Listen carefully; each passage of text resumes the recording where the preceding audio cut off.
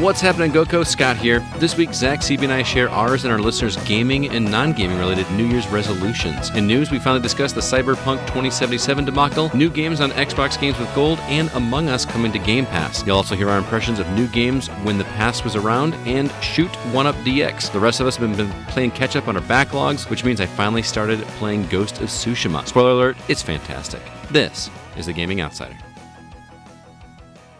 Greetings, programs, and welcome to episode 326 of The Gaming Outsider, a video game podcast with a focus on our incredible community.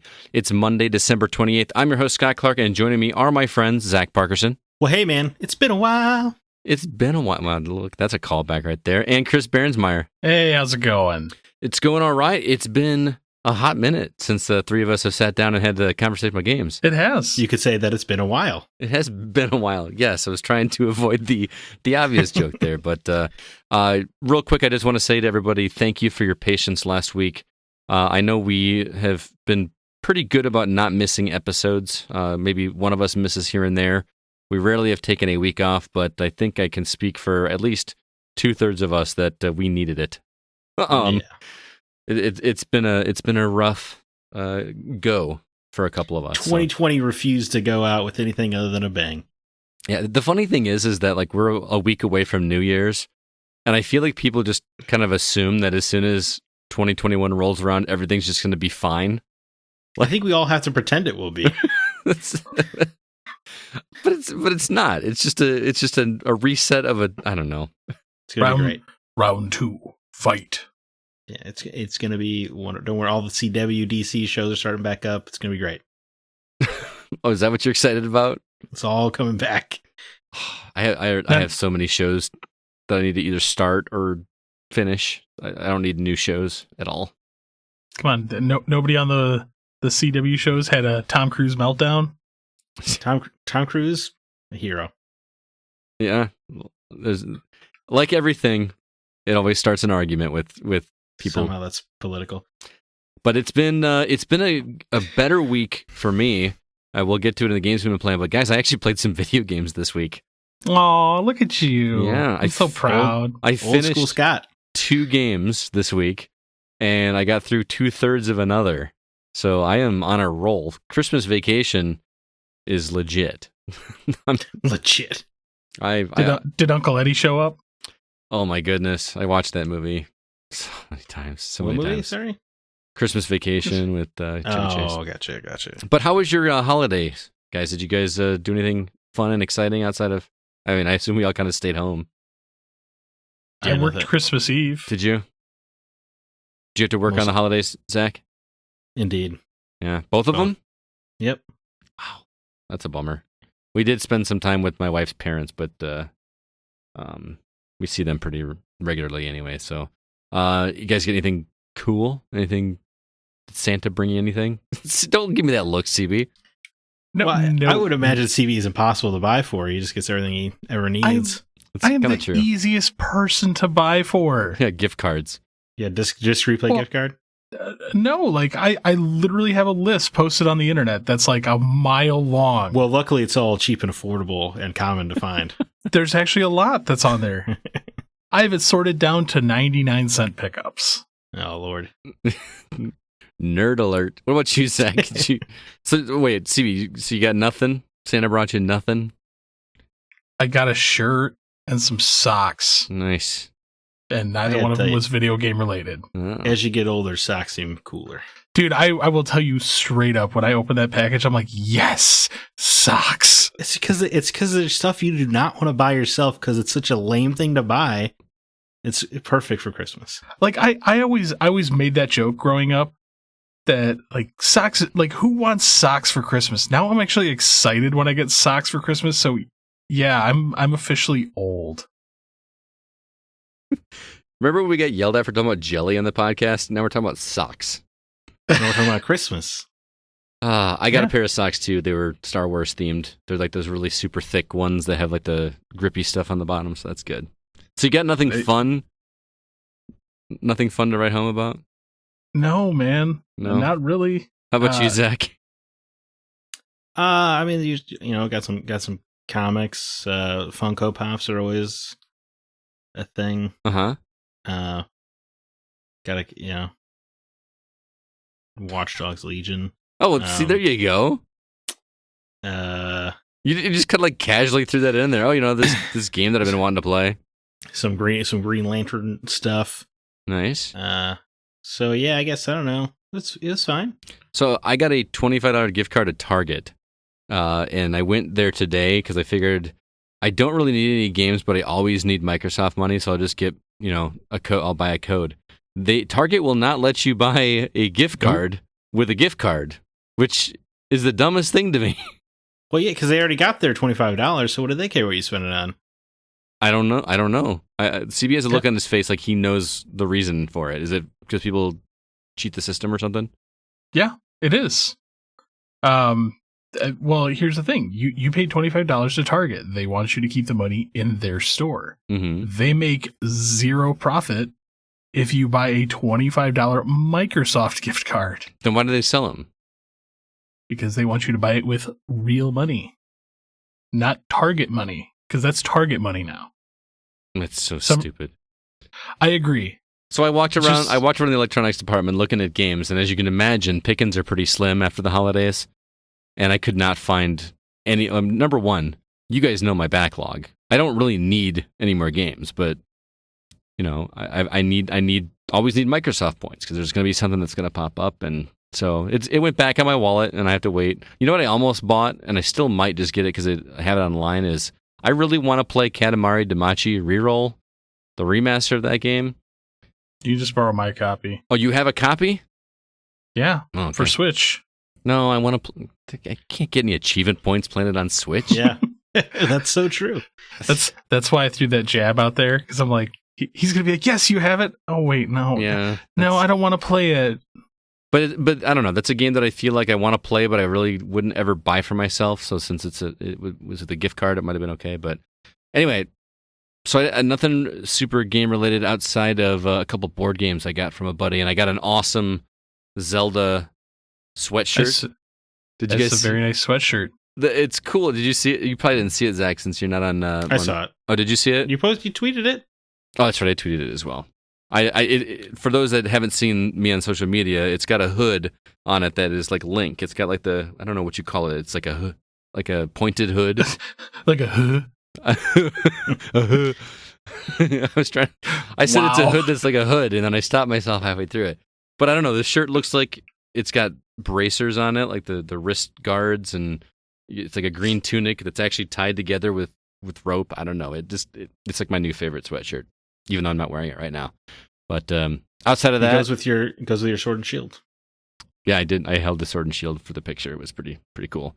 The only other thing I got that's not game related is I got a pair of AirPods. I don't know if you guys have ever used those. Those are awesome. You got a pair? Okay. Are they like actual ones, or are they like the cheap ones that come? Oh no, I'm a cheap ass man. Okay. These are actually like the Apple ones. And have you ever used them, Zach? Because I know you're the only other iPhone guy here. Yes, I have experienced AirPods. They're so good. Like I've always been like, man, these things are not worth the money. They're not worth the money.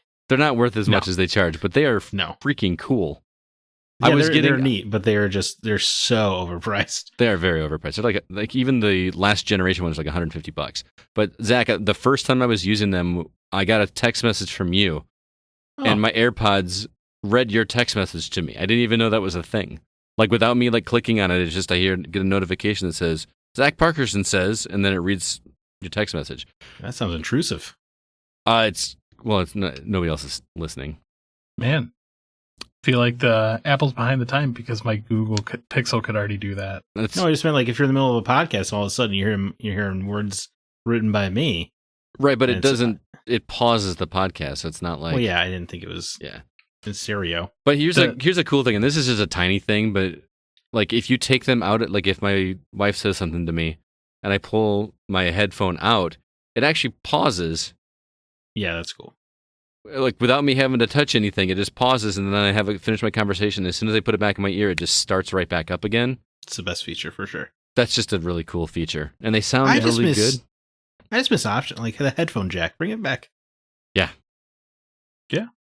I mean, I had to buy these because my phone actually only has the USB-C input, no headphone jack. Right. I do love these though because they were $9. Do they work well? Yes, they do. Yeah. Anyway, that was it. Do they? I'm sorry. This is a quick side note. Do you get AirPods when you upgrade your phone, or do you have to purchase them separately? You have to buy them separately. Yeah. So if you buy an iPhone 12, they still give you a corded headphone. Yes. Okay. Why would they include them with it? That's easy money for them. Because they're desperate. What? Desperate. I mean, less people buy iPhones every year. Oh, do they? Yeah. It is trending downwards. Quite precipitously, in fact. I every time I get a hold of somebody's Android, I just feel completely lost. And it's probably because they don't organize their icons like I would organize them. Yeah. Like, I have little folders and everything on one page. And then I see someone that says, "Oh, where's that thing?" And they go, "Shh, shh, shh, shh, shh." No, I love my iPhone, but I have an iPhone 8 because every time they put out a new one, the upgrades are generally changed for the sake of change. Yeah. So why do I need to buy a new one? Right. Boy, that was a tangent. Let's let's Happy move on. non-denominational winter holiday, everyone. Yes, non-denominational. Happy Festivus. That's an X-Play reference for anyone who cares. I do remember that, but it's good seeing you guys again. It has been too long since we sat down. The week before, it wasn't all of us, was it? No, I wasn't here last week. You weren't there, and then the week before, I wasn't there. So has it been over a month since the three of us have sat down together? Almost. That's crazy. Well, I missed your hair. What's that? I missed your hair. You missed my hair? Yeah, I wonder who he's talking to. He could have been neither one of us. Yeah. Oh, yeah. Because we both have hair and he doesn't. Well, for Zack, it would be I miss your facial hair. Oh, thanks. Because we know Scott can't really grow any. I tried. He tried once, yeah. I tried. Yeah. Everything was good except for this one spot right here that just would not grow at all. That's like devoid of growth. Anyway, we got to move on. Let's jump into the week's news.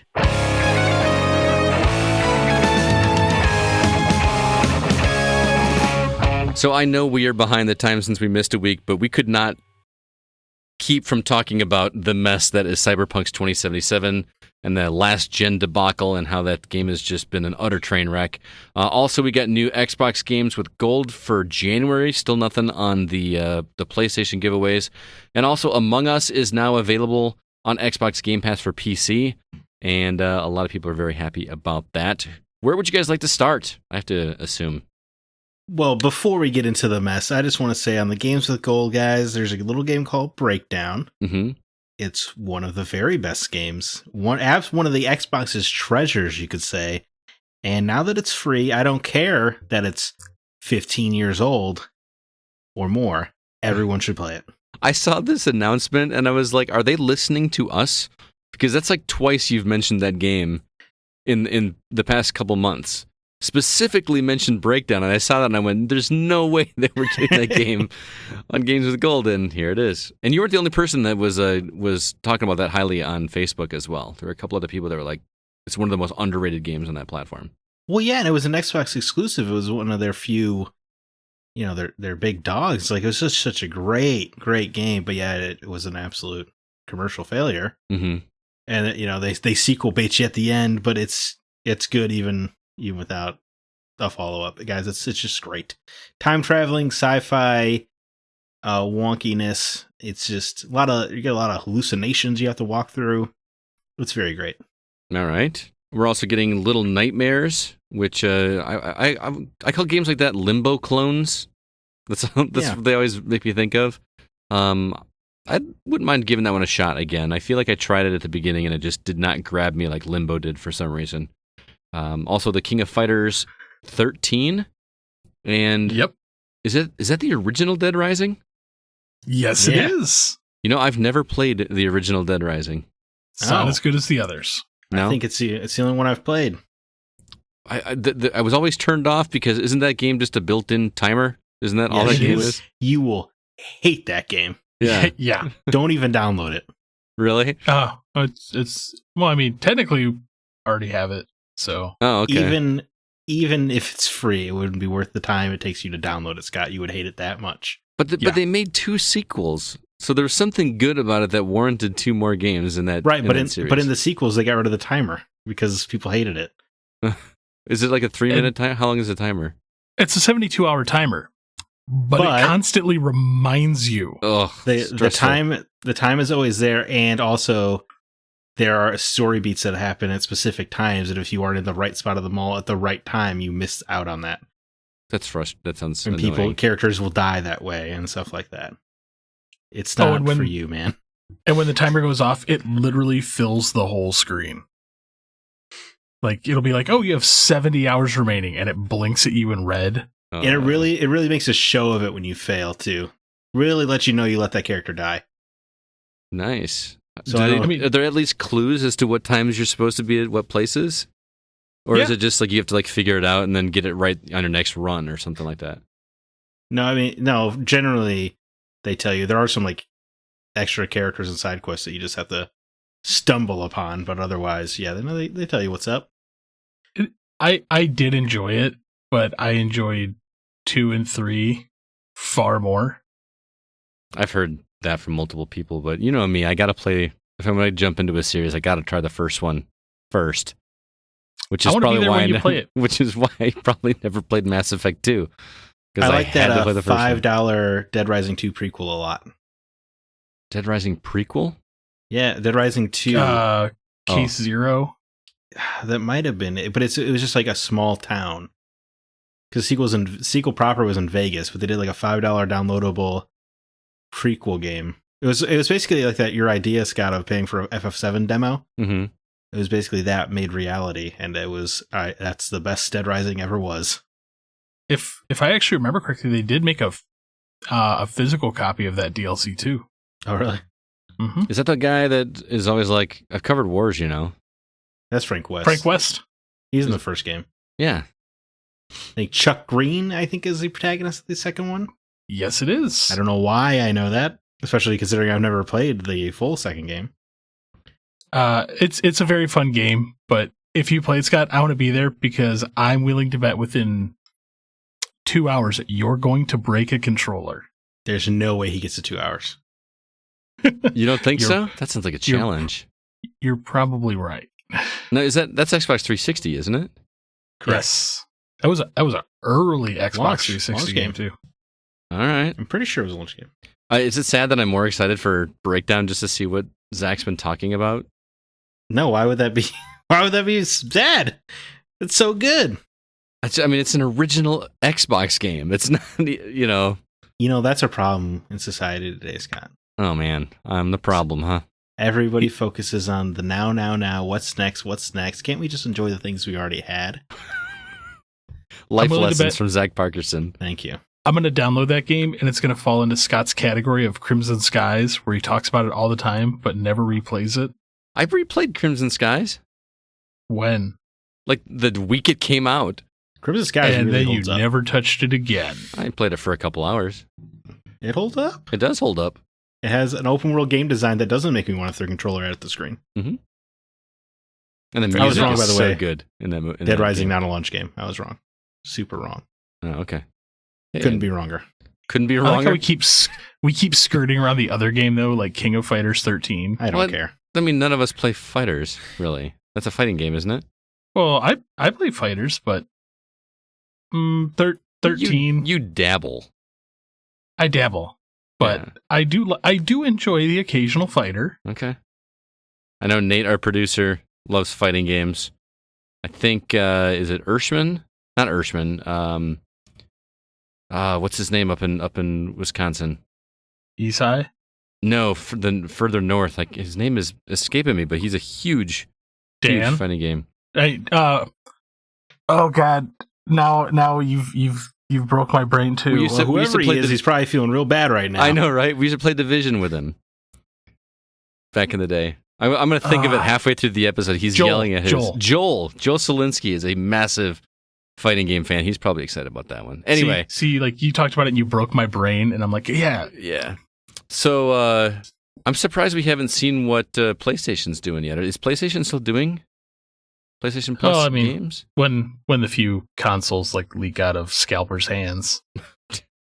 Yeah, I feel Sony is. They just get worse every month, though. Yeah, it feels like it's half-hearted. It's a trade-off. Let's go ahead. I know this is kind of old news for everybody, but the three of us haven't had a chance to sit down and talk about Cyberpunk 2077. If you guys remember, they only sent out PC review copies of the game And there were issues with the Xbox One and PS4 versions. Again, the last gen games. It was so bad, and people were complaining so much that Sony actually pulled it from the PlayStation Store for PS4. Now, again, it apparently plays fine, has some bugs here and there on PS5, but Sony just straight up pulled it from the Microsoft Store, from the PlayStation Store. Microsoft started offering refunds. Even Best Buy offered returns on opened copies of the games. Can you guys remember the last time Best Buy let you return a game that was opened? No, never. I mean, it benefits them in no way. To not return it? No, but like Best Buy gets nothing out of this.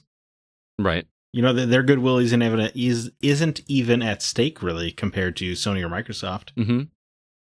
So, I mean, I think Target jumped in too, didn't they? I think GameStop might have GameStop, as well. that's what I'm thinking of. Yeah. Yes. I mean, Sony is also offering full refunds like Microsoft, though. The thing that cracks me up, though, with this story is people that are complaining that they can't get a refund and keep the game. Those people are funny. That, number one, doesn't make sense. And then the people that are complaining that they can't get a refund when they've put 100 hours in the game already. It worked well enough for you to play 100 hours of the game. Well, I think the true worst people are the ones who are like, I can deal with it. It's so good. Like on the original PS4, the people are out here trying to defend CD Projekt. Mm-hmm. Like, this is so inexcusable. There's no way you can defend this. Both console manufacturers are like, you mess up so bad that we don't even want your game on our storefront. Mm-hmm. Kind of harder to defend. So, being the only person in this group that has played this game, Mm-hmm. I'm actually going to defend it because it's not that bad. You played it on Xbox Series X. Understandable. But at the same time, Yeah. The biggest complaint that everyone has is that all the commercials and everything, they were showing the PC version of the game. Uh-huh. And if you read at the bottom of the screen, it says PC version. Okay, so this is not the consumer's fault in any way, CB. Not even close. Yeah. Yeah, I understand what you're saying. You're right. It is a PC version. If you ever see a commercial for a game and you don't understand that it's the highest end PC version available, then yes, I am sorry. You are a bit foolish. However, when you pay $60 for a product on a video game console, there's a guarantee, there's an insurance that it works. It went through certification. The console manufacturer checked all of their boxes. The publisher promises that all the achievements check out, that it's workable. And then when they get it and it's not, that's not on the consumer. I'm with Zach, although he said insurance. I think he meant assurance. Yes, you're correct. Okay. I get where you're coming with it, but at the same time, there are people out there that have finished the game on all consoles. Yeah, look, I'm not saying they haven't, and I'm not saying that on the Xbox Series X or PS5 it doesn't run buttery smooth, but if you put the product out on PS4, the implication is that it works on PS4, and if it doesn't work on PS4, that's garbage. And if it's this and the problems just don't stop coming, right? Like if your save file is over 8 megabytes, it just gets corrupted and doesn't read anymore. Yeah, I haven't read all the problems. I obviously haven't experienced the problems. It's strange to me that the issues don't seem to be straight across the board for everybody. Because I think Sean, who's reviewing the game for us, is playing it on Xbox One. Yeah. And he says he's not having any problems with it. But then some people are posting pictures or videos that look straight out of, look worse than the original Xbox. some of them. A lot of those have been debunked with a lot of photo doctoring. Okay. Yeah, there are a lot of funny pictures people put out where it's clearly San Andreas character models, and they made a Keanu Reeves mod. Oh, okay. Or whatever, and they try to say that was a game. But the bottom line is, like, Sony and Microsoft, especially Sony, is a company that has no interest in your refunds. Mm-hmm. Right? Their policy is as soon as you start a digital game, you get no refund. And even if you didn't start your digital game, you have to go through customer service to get a refund. You can't just do it at the storefront. So for Sony to just be like, fine, anybody who wants one gets one, and the game's gone, That's pretty significant. Yeah. I understand both sides of the argument. But, I don't understand your side of the argument at all. but at the same time, No. I can't say that there's a problem because I didn't have one. Well, I didn't even run into bugs in the game. You're the guy on the forum when someone's like, my modem doesn't work. You're like, works fine for me. You're like, great. You didn't need to stop by. But like you were talking about how like if your save file gets over 8 megabytes, mine is larger than that. But did not have a problem. But you're on a Series X. That's but the 8 megabyte save file problem was supposed to be across the board. okay. Yeah. I mean, they did acknowledge that as existing though, and they straight up were like, well, we'll patch that so it works, but you'll never get your save file back. I think the only glitch I had was on like 3 missions. The dialogue cut out. Mm-hmm. Right. Which but to don't you me- think they had to have known, right, CB, that these problems exist because they only sent out PC copies? Don't you think that's a little scummy? True, but at the same time, if you're going to review it on the Series X, which wasn't out yet, or the PS5, which wasn't out yet. It was out. This game came out December 10th. Yeah. How many people had a Series X or a PS5? Critics did. Not all of them. Sure. Here's the thing, is I don't know why this generation we've been so afraid of having a game just on next gen. I understand from the CD Projekt Red standpoint that they want to be able to sell as many copies of that game as they can. But at some point you got to just trim the fat and just go all in with the other console. Look, I feel like they should have just put out the PC version, right? Because I get why they're afraid of delaying it, because shareholders and whatnot. And Christmas.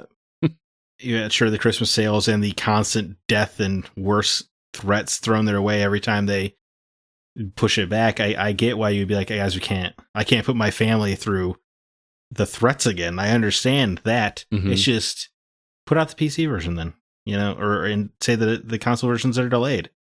They do that the other way around all the time. Sometimes the PC version of a game doesn't come out till 6 months, 12 months later or more. Right. They should have just pushed it back and be like, hey, look, it's unfortunate, but PC version will be out, but the PS4 and Xbox One, those will come with when the PS5 and the Series X versions are ready. Right. So next year. Here's kind of like my big question on this. You make a game for a console. Uh-huh. Wouldn't you think the console maker who like slaps your stuff in their box, wouldn't Microsoft or Sony test this? You bring up a great point, CB, and I've looked into this a little bit. I actually think this is actually a good thing overall. This happened because some developers and publishers have actually spoken up now, and the certification process is apparently minimal at best. It's really, does it break the console? No. Does it shut down on startup? No. And then that's pretty much do the trophies pop? That's pretty much their certification. Yeah. I will That's ultimately garbage. say, I had more issues with Call of Duty Black Ops Cold War than I did with Cyberpunk. So, but again, I cannot attest to the last generation versions. I remember growing up, there was a lot of games that were announced and canceled because you had to ship your game to the console maker and they had to play it to verify that the game worked. You do think that would be the bare minimum, right? If you're Sony? To make sure the game works? Yeah, you would think. You'd think. I mean, there's actually a giant book out on games that were canceled because the game was shipped to the console maker and they played it and they're like, your stuff doesn't work, man. We're canceling your game. Mm-hmm. Until it's fixed or at all. Yeah. The thing that boggles my mind is it just is insane to me how quickly people will turn on a developer. CD Projekt Red to me has always been the beloved developer that does things for the gamer. They do all their DLC for free. Right. But only for the past 5 years. It just feels longer. Right. But they've been such a beloved developer for 5 years, like you said. Right. And now everybody... It is kind of funny. This is the same developer. This is the same developer who put a thank you note in every copy of The Witcher 3 at launch. Mm-hmm. You know, like a multi-paragraph thank you note. And now it's that goodwill's gone. Mm-hmm. It's absolutely gone. I mean, think of how the year's been between them and like Blizzard. Remember how like everybody hates Blizzard now? Do they? Over the politics thing? Yeah, the politics thing. Oh, China. Right. Yep. That was this year? I know. That was last year. Are you sure that was last year? I'm almost positive that was last year. I can't remember anymore. None of it makes sense. Time is an illusion. Yeah, time is kind of weird right now. I don't know. I mean, I think lasting repercussions for CD Projekt Red are being pretty minimal. Gamers have the shortest attention span in the world. Well, they have actually filed class action lawsuits. Right. But when they announce The Witcher 4, all is going to be forgiven because that's how gamers work. Yeah. Or it'll be a smorgasbord of memes. Like, hey, remember like the Cyberpunk thing? Right. And they're going to start like blending the two. By then they will have fixed it. Games Media will write all these articles about the redemption story of CD Projekt Red and how they stuck to Cyberpunk and saved it for the fans. It'll be No Man's Sky all over again. It'll be No Man's Sky all over again. It'll be Final Fantasy 14 all over again. So what you're telling me is they're going to win a game award in 2 years for best ongoing game? Wouldn't put it past them. It's funny. The cycles just happen every time. Yeah. This stuff is so predictable. Like already, right when this started, I tweeted out that I can't wait to see all the Games Media defending CD Projekt articles. And now we already have articles of like, you know, all the drama is distracting from the heart and soul of Cyberpunk. Already the defense brigade is out, and I can't wait for a year from now when we're all called a-holes because we thought it was scummy that we got ripped off. That happens every time.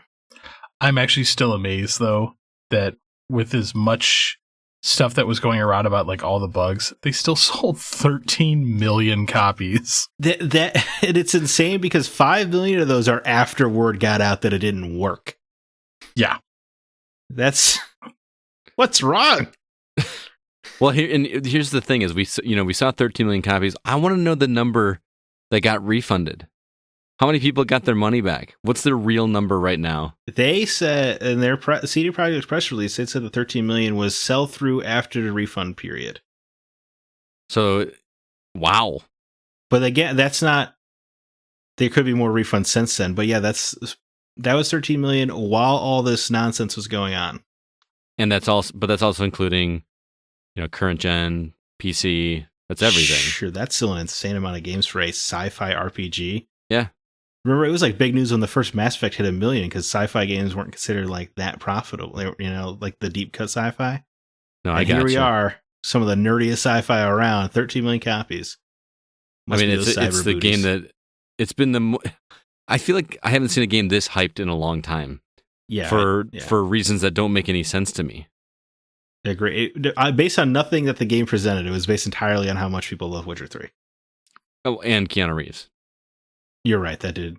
I feel like the game was pretty hyped up before Keanu. He was the cherry on top of the sundae. It's a lot of Keanu to take in. Like you get tired of it? Huh? You get tired of it? You cannot turn around without seeing Keanu Reeves at one point in the game. The worst things have happened in my life. Yeah. The most infuriating part about all this is like now I'm more curious than ever to play Cyberpunk. Right.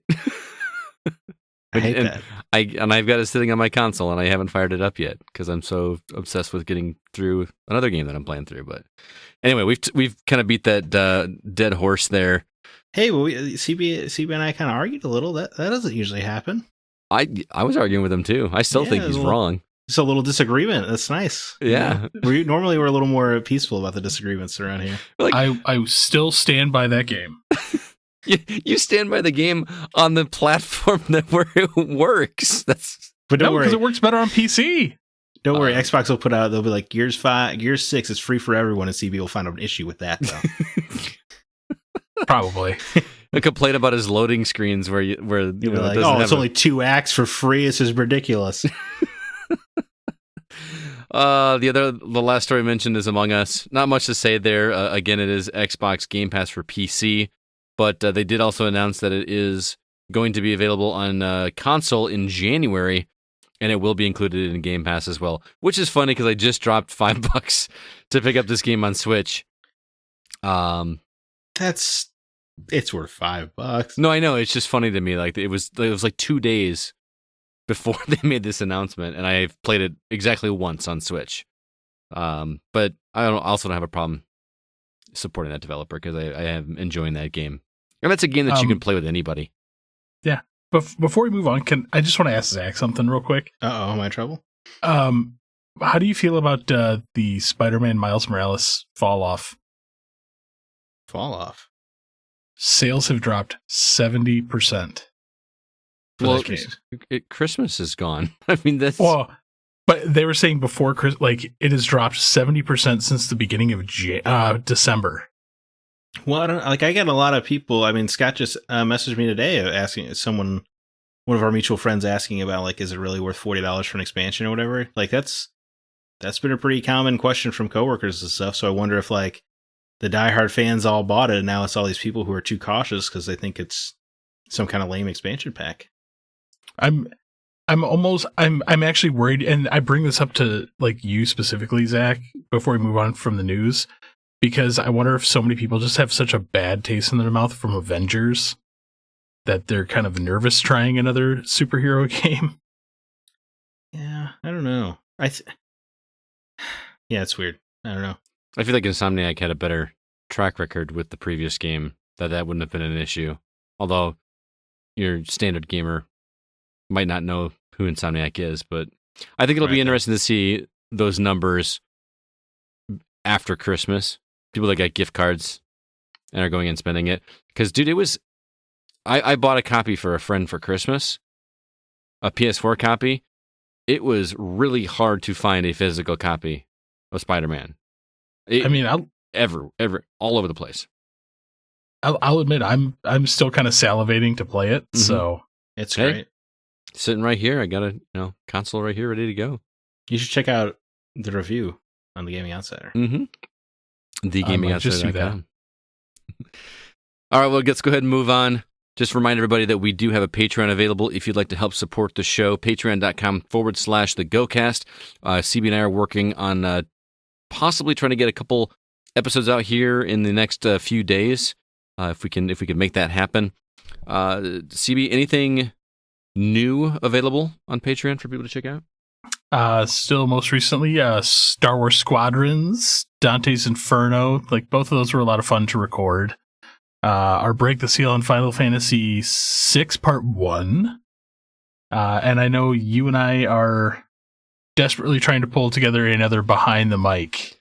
We're going to tell some raunchy stories. Possibly tell some raunchy drinking stories. Not very game related, but maybe looking for a third person to join us. But we'll stay tuned for that. Sounded vaguely sexual the way you phrase that.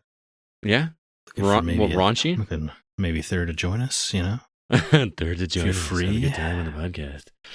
Anyway, we do offer several different tiers on our Patreon page, and we give extra rewards, including extra episodes, discounts on our Go Shop, which, by the way, masks are still available at thegameoutsider.com/thego-shop.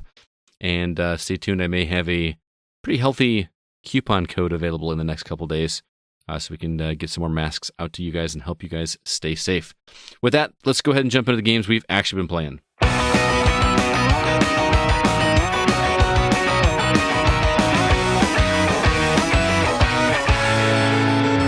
Zach, this list this week is looking pretty short. Well, you can either play collectible card bird game with Wingspan on Switch December 29th. It's like think Hearthstone, but it's all bird cards. Okay. So that's apparently has an audience. And then Back to Belt is actually kind of a cool looking sci-fi shooter with wireframe graphics on Xbox One December 30th. And that's it. That's all I could find. So the year's officially over. Nothing else big coming out. Yeah, man. On releases.com, which is a great website resource for the release of things, we often go there, and I choose games from that list because there's so many. These are the only two this week. Oh, it's not even like you just picking and choosing. That's the only two on the list. Across every platform is the only 2 games. Wow. So it's, I always find it funny when you always look at release lists and there's like 50 games that put 12/31. Yeah, right. All the tentative release dates. Yep. Yeah. Just a placeholder. So it's definitely a backlog week for all 3 of us. The 3 of us did not play anything brand new this week. However, I do have a couple reviews to share with you guys. I sat down with Alyssa and Chris Owens to talk about a couple games they reviewed for us. You're not going to want to miss them. They both sound pretty cool. I'm going to play those for you right now. I'm here once again with 2 of our contributing writers. Actually, one founding member of the Gaming Outsider, Mr. Chris Owens. How you doing, man? I am well, sir. Happy Christmas. Yeah. We got to say holidays, man. Happy you got to say holidays. Happy holidays. There you go. Also, Alyssa White is here. What's up, Alyssa? Not much. Just hanging out with 2 cool guys right now. Oh, look at that. Stroking our egos. Man, flattery will get you nowhere, Alyssa. Actually, it will. I know. It totally It'll get you very far. Well, you guys are reviewing a couple games for us, and I'm excited to talk about both of them. Let's start with you, Alyssa. Your game is called When the Past Was Around. You were the queen of these like dialogue, narrative-driven games that have very little gameplay, but you love them so much. I'm a sucker for a good story. I do love a good story as well too. I tend to shy away from these types of games just because I like some gameplay and I like to kill things. I don't know what that says about me, but there is definitely a market for this kind of thing. And When the Past Is Around comes from a developer, Mojiken, and we got to give a shout out to Brown Betty. That is the PR firm that hooked you up with the review copy for this one. I love a good Brown Betty. It's very sweet. I don't know what a Brown Betty is. It's a dessert. No, I first heard about it on King of the Hill, believe it or not, but it's a dessert. Oh, okay. Damn it, Bobby. All right. Well, Alyssa, what makes When the Past Around set apart for you from other games of this kind? What is it, really? It's just a story about this couple, a woman named Edda and a man named Al, who is an owl, but he has human arms and hands. Wait, an owl. Oh, okay. Yeah, but he has human arms and hands. And he plays the violin. And they both do, actually, and that's how they meet. And it's just, you follow them through the relationship as they meet, fall in love, and then tragedy happens. No, wait a minute. A woman falls in love with an owl with human arms that plays the violin like she does. Yeah. Okay. When does the LSD kick in officially? It never does. No, I'm totally playing. At least I don't think it does. All right. Well, keep going. It's a really beautiful, moving story. I did get choked up, which is very rare for me in a video game. Mm-hmm. And it's mostly just, a point-and-click puzzle kind of game. You just solve puzzles in the environment to progress the story. Right. But it's such a beautiful game. The story, the graphics, the score, everything. I was going to say the music from the trailer made it sound like it was just very emotionally driven and sad. It is, but it also has some hopeful pieces, some more happy, lighter songs as well. But yeah, I mean, it's a beautiful score. How long is this game? Is it multiple hours or? It took me just shy of 2 hours to finish. Okay. And I assume you like it. Oh, I loved it, yeah. What were the puzzles like? I know it's easy just to say point-and-click adventure type puzzles, but is it that basic, or are we looking at something a little different? Some of them are pretty easy, and you'll fly through them with no problem, and some require a little bit more thinking. You'll have to go around the environment, try to find clues, and then eventually you'll figure it out, and it feels really rewarding when you do solve the more difficult puzzles. But yeah, some of them are just typical point-and-click puzzle, your general, and then some really require a lot of thought. All right. Well, it sounds like it's a very sad game, but you said it also has moments of uplifting. Do you recommend this one to our listeners to check out? Oh, I do. It is rather short and not a lot of replayability, but it's such a beautiful game that I highly recommend it. Awesome. That is When the Past Was Around. It looks like a very beautiful, touching game, and I kind of want to try it out now. So thanks for checking it out. I think you'll like it. All right. And Chris, you've been playing a completely different kind of game. This one's called Shoot 1 Up DX. This one comes from developer Mommy's Best Games. And we got to give a shout out to Super Indie Games for hooking you up with a review copy of this one. Now, I know that you were a fan of classic shmups. You and I kind of grew up playing games like, Galaga even, or 1943 and that kind of thing. But the trailer for this one says it's a shmup with a twist. What exactly is that twist that's present in this game? Well, the really twist about it is that, and I lean towards more the 1943 school, and I think you nailed it, Scott, as far as where this goes. The twist is in the middle of the level. You can keep going in one path or the other, and depends on what enemies you're going to face and how you face them. Most times you're going to go and keep on your top view, shmup view as you're attacking Vertical, enemies, or you vert off and go R-type. Go into so it does go R-type horizontal side-scroller. as well. There is also a 360-degree kind of moving around in some levels that you can veer off to as well. So it kind of covers all three of those views as you go along. So you're talking branching paths like Star Fox 64, where you get to end the level and you choose which way to go, or is it actually within the level itself? You choose which way to go. And it gives you ample time to get to one side of the screen or the other to choose where you go, like you would in a classic arcade cabinet. Oh, okay, very cool. So this feels very arcadey. Very much so, very much so. The sound is the one thing I can't get over is the sound. I have it on Xbox. I know it's available on the PS series and on the Switch.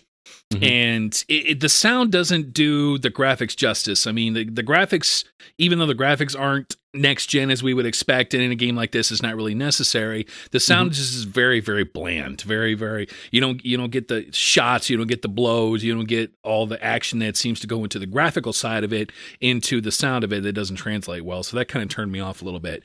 But it looks good. Yes, it looks good. It looks like if a classic top-down shooter that you would expect. It does look good.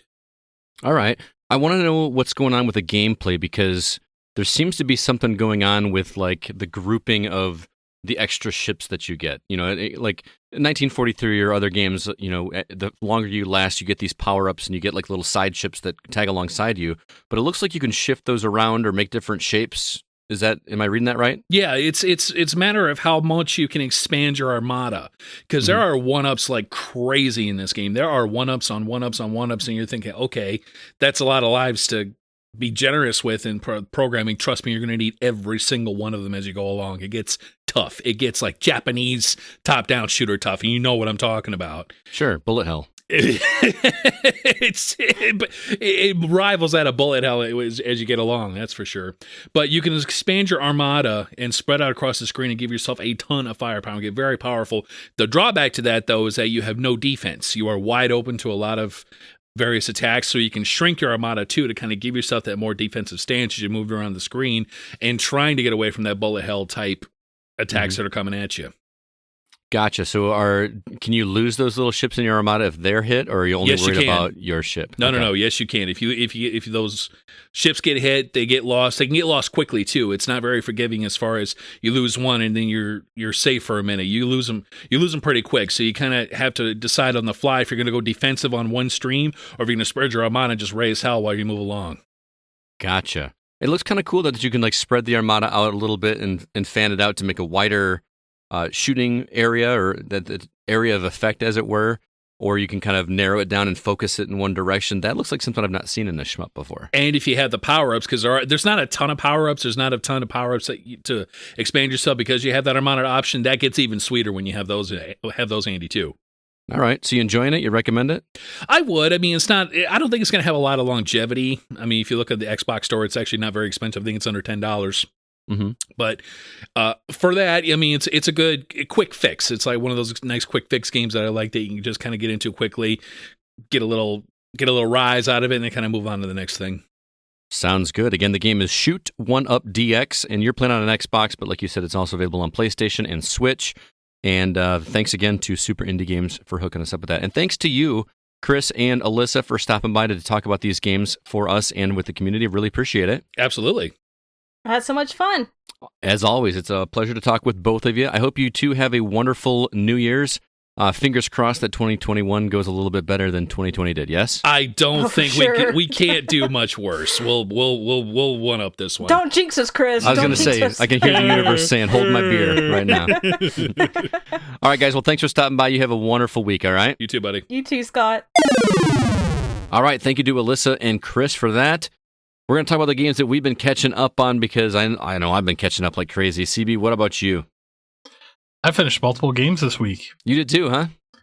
Yeah. I finished Immortals Phoenix Rising. Ooh, how did that wrap up? Was it good? beautiful. Really liked it, huh? I gotta play this game. I really, really love this game, man. Mm-hmm. It's great. The story is fun. I really enjoy the combat, just how it plays.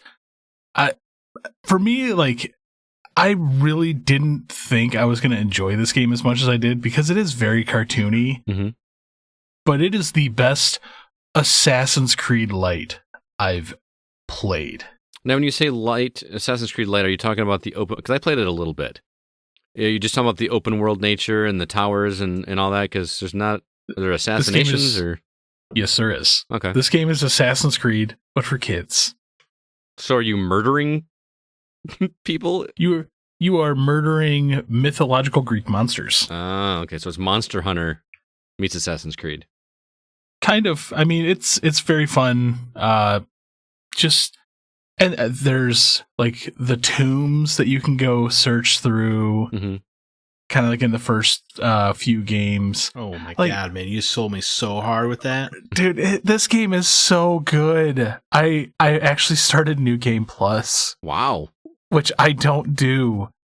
I don't do New Game Plus, and I did for this game. I gotta play this. I absolutely adore this game. I recommend it to anybody.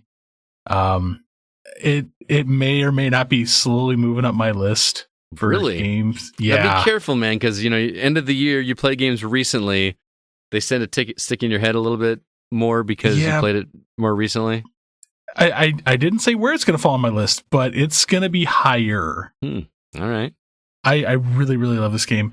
And I also finished Cyberpunk 2077. How was it? Did it wrap up nice? Apparently he liked it. Yeah. I really like this game. Like, I hated The Witcher. I'm going to say it. Yeah, I hated Witcher 3. I loved this game. I did. Yeah. I found very little redeemable about Witcher 3 personally. Wow. I don't like games that big though, so it was never going to be for me. I gave up after I got off the first island, just because when I saw how big that world was, I was like, all right, I'm done. I'm out. Cyberpunk's a big map. Yeah. But the main story is only 25 to 30 hours. Oh, okay. Yes, I like that a lot. It's funny. Sorry. I don't mean go ahead. I don't interrupt your. It's just funny that like the idea of a 30-hour main story or whatever, I'm like, that's probably more likely to make me play it for hundreds of hours because I always know like, well, I can wrap it up when I want to, so I'll do some more side quests. But when the game is 100 hours, I'm like, I don't want to do any side quests because I got to get through 100 hours just the main story. That's a really good point, and that's a big reason why I've avoided Persona 5 for as long as I have, because that game is 120 hours just to finish the game without doing any side stuff. Yeah, if it's anything like Persona 3 and 4, those games were at 80 hours just main path. Mm-hmm. Ain't nobody got time for that. The story wraps up pretty awesome. For me, being very sci-fi-esque. Yeah. Like I enjoyed like how everything finishes and how they kind of leave things open for a sequel in a sense. For Cyberpunk 2078. Yeah, I guess it could be that. But I'm actually still playing the game. The game ends with the calendar turning over. 8 years from now, more debaggles. I actually love the fact, though, that you can still... Like, I love when games finish and you can still kind of roam the world and do things. Did you just say debaggles? Yes, debaggles. Okay. Dude, it's so funny that you mentioned the free roaming after you beat the game, because the game I've been playing this week, I just remember you used to have to ask, like your friends who were like, yeah, I beat it. I'm like, well, can you free roam after? I wonder if I need to do the side stuff. But now you can just assume you'll always be able to free roam. Right. Pretty much. But yeah, I'm still loving going around and being a mercenary for the police and just hunting bad guys. You know what I hate, man? The more I hear about this game, the more it sounds awesome. It's actually really good, man.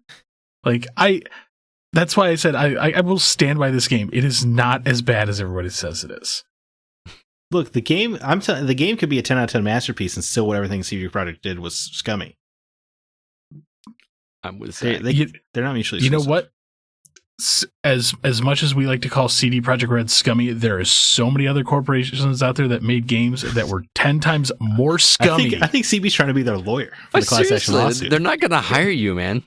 I don't want them to hire me. I don't want to do that kind of job. But people will defend EA into the ground. Well, they have Star Wars. Come on, CB. Who cares? I don't. When you release Madden, CB, you got to understand. You sound like the PC player that says, "I don't know what everybody's talking about. This game runs fine for me." That's what I'm saying. Yeah, that's what it, we're not talking about how this game runs, how it's an issue, how it runs on Xbox Series X or PS5.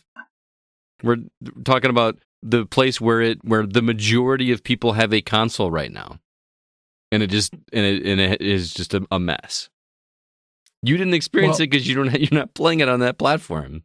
You know what? If somebody wants to send me an Xbox One or a PS4 version, I will play it on that, we will determine that. Isn't this one of those? What do they call it on Xbox when you smart delivery? Isn't it a smart delivery game? Well, I'm gonna go download this on my Xbox One.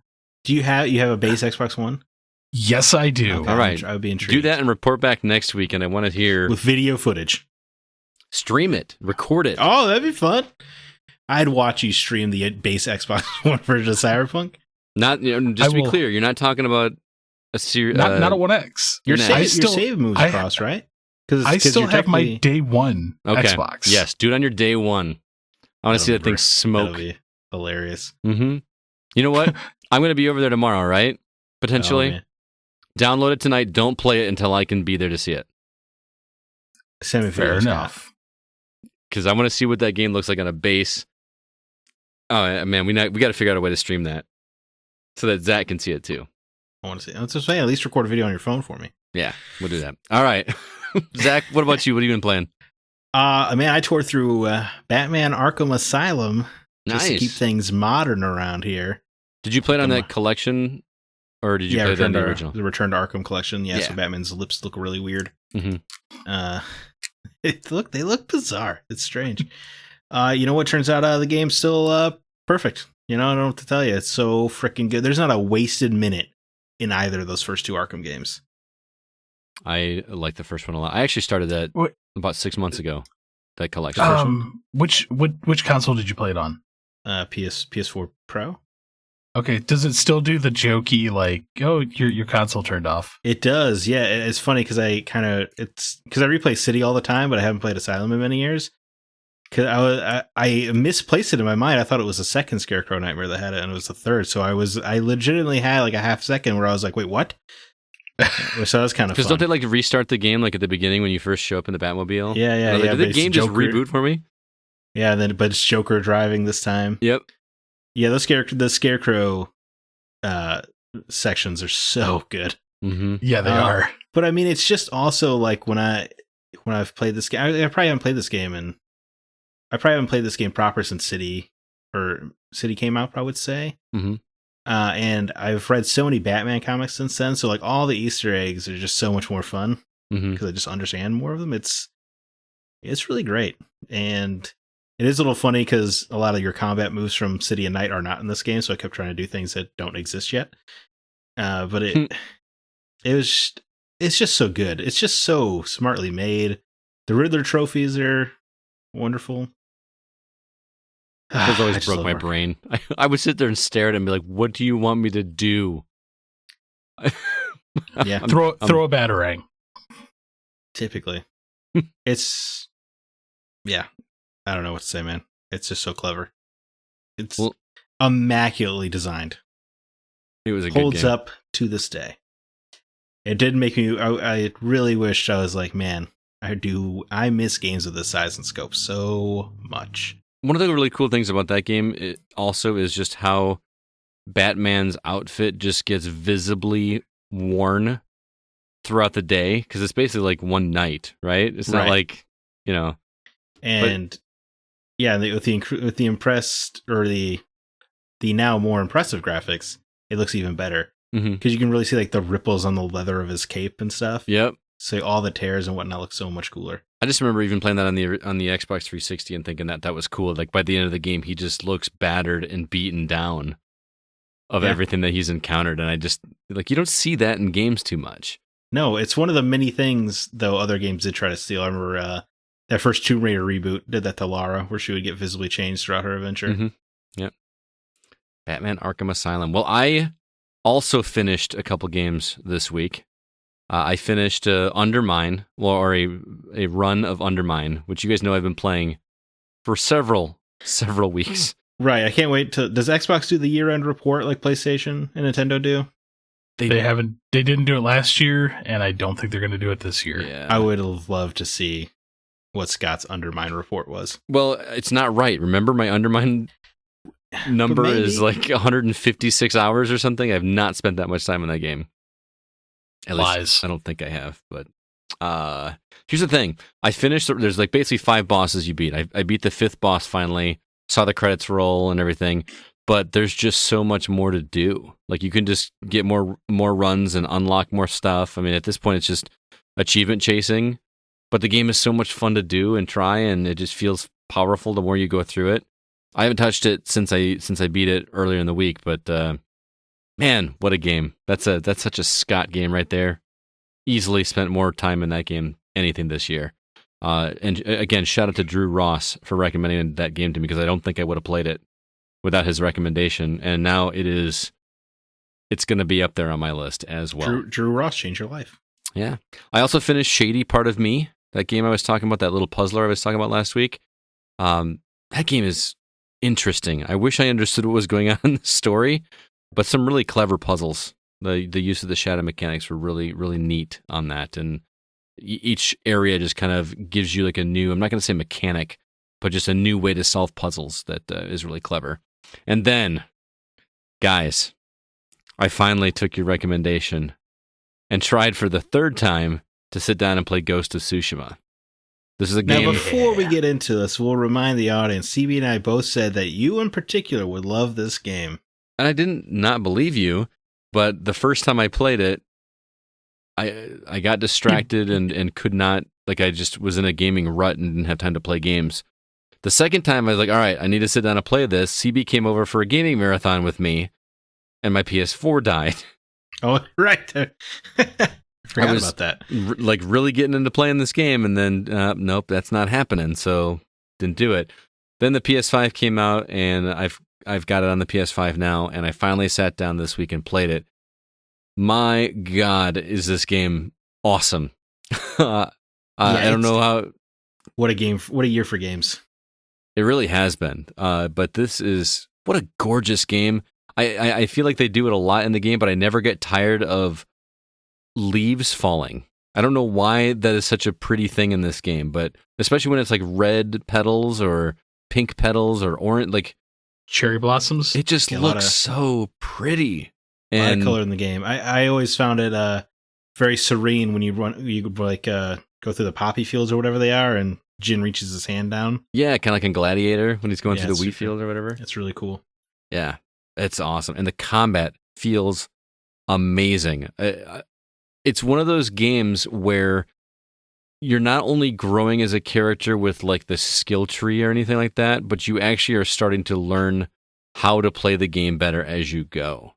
And then it just keeps adding new things to throw at you, like little Metroidvania aspects almost. Or, man, it took me several minutes actually, several hours to really wrap my head around how the rock, paper, scissors aspect of the stances works. Where now I'm to the point where I see a shield guy, I know that's circle. I see a sword guy, I know that's square, or X. I see a spear guy, that's triangle. The brutes are the square. It's just like second nature, where it almost feels like, I think you might have used the term symphony of something in your review, Zach, when you were talking about it. Oh yeah, like a conductor of a symphony of violence or something like that. Yeah. The way you worded it, I didn't really understand what you meant, and now that I play it, I totally get it. It's all about positioning yourself and putting yourself in the right stance so that you can counter this, and it just feels good. And those little standoffs that you do, it's the same thing every single time, and I never get tired of doing them. I was bummed when you run out.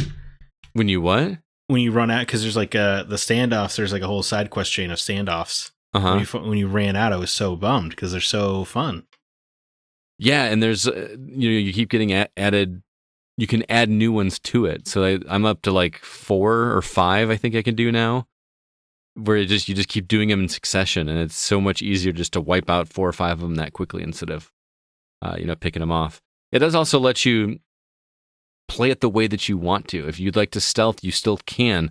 Although I always feel like I have this nagging thing in the back of my head, and CB, you might have told this to me when you were first playing it, but because they always talk about Jin and his honor, like, and how his uncle is always talking about how a real samurai, looks their foe in the face and doesn't play these games. It actually becomes a big part of the story at the end of the second act, where like it's dishonorable to fight this way.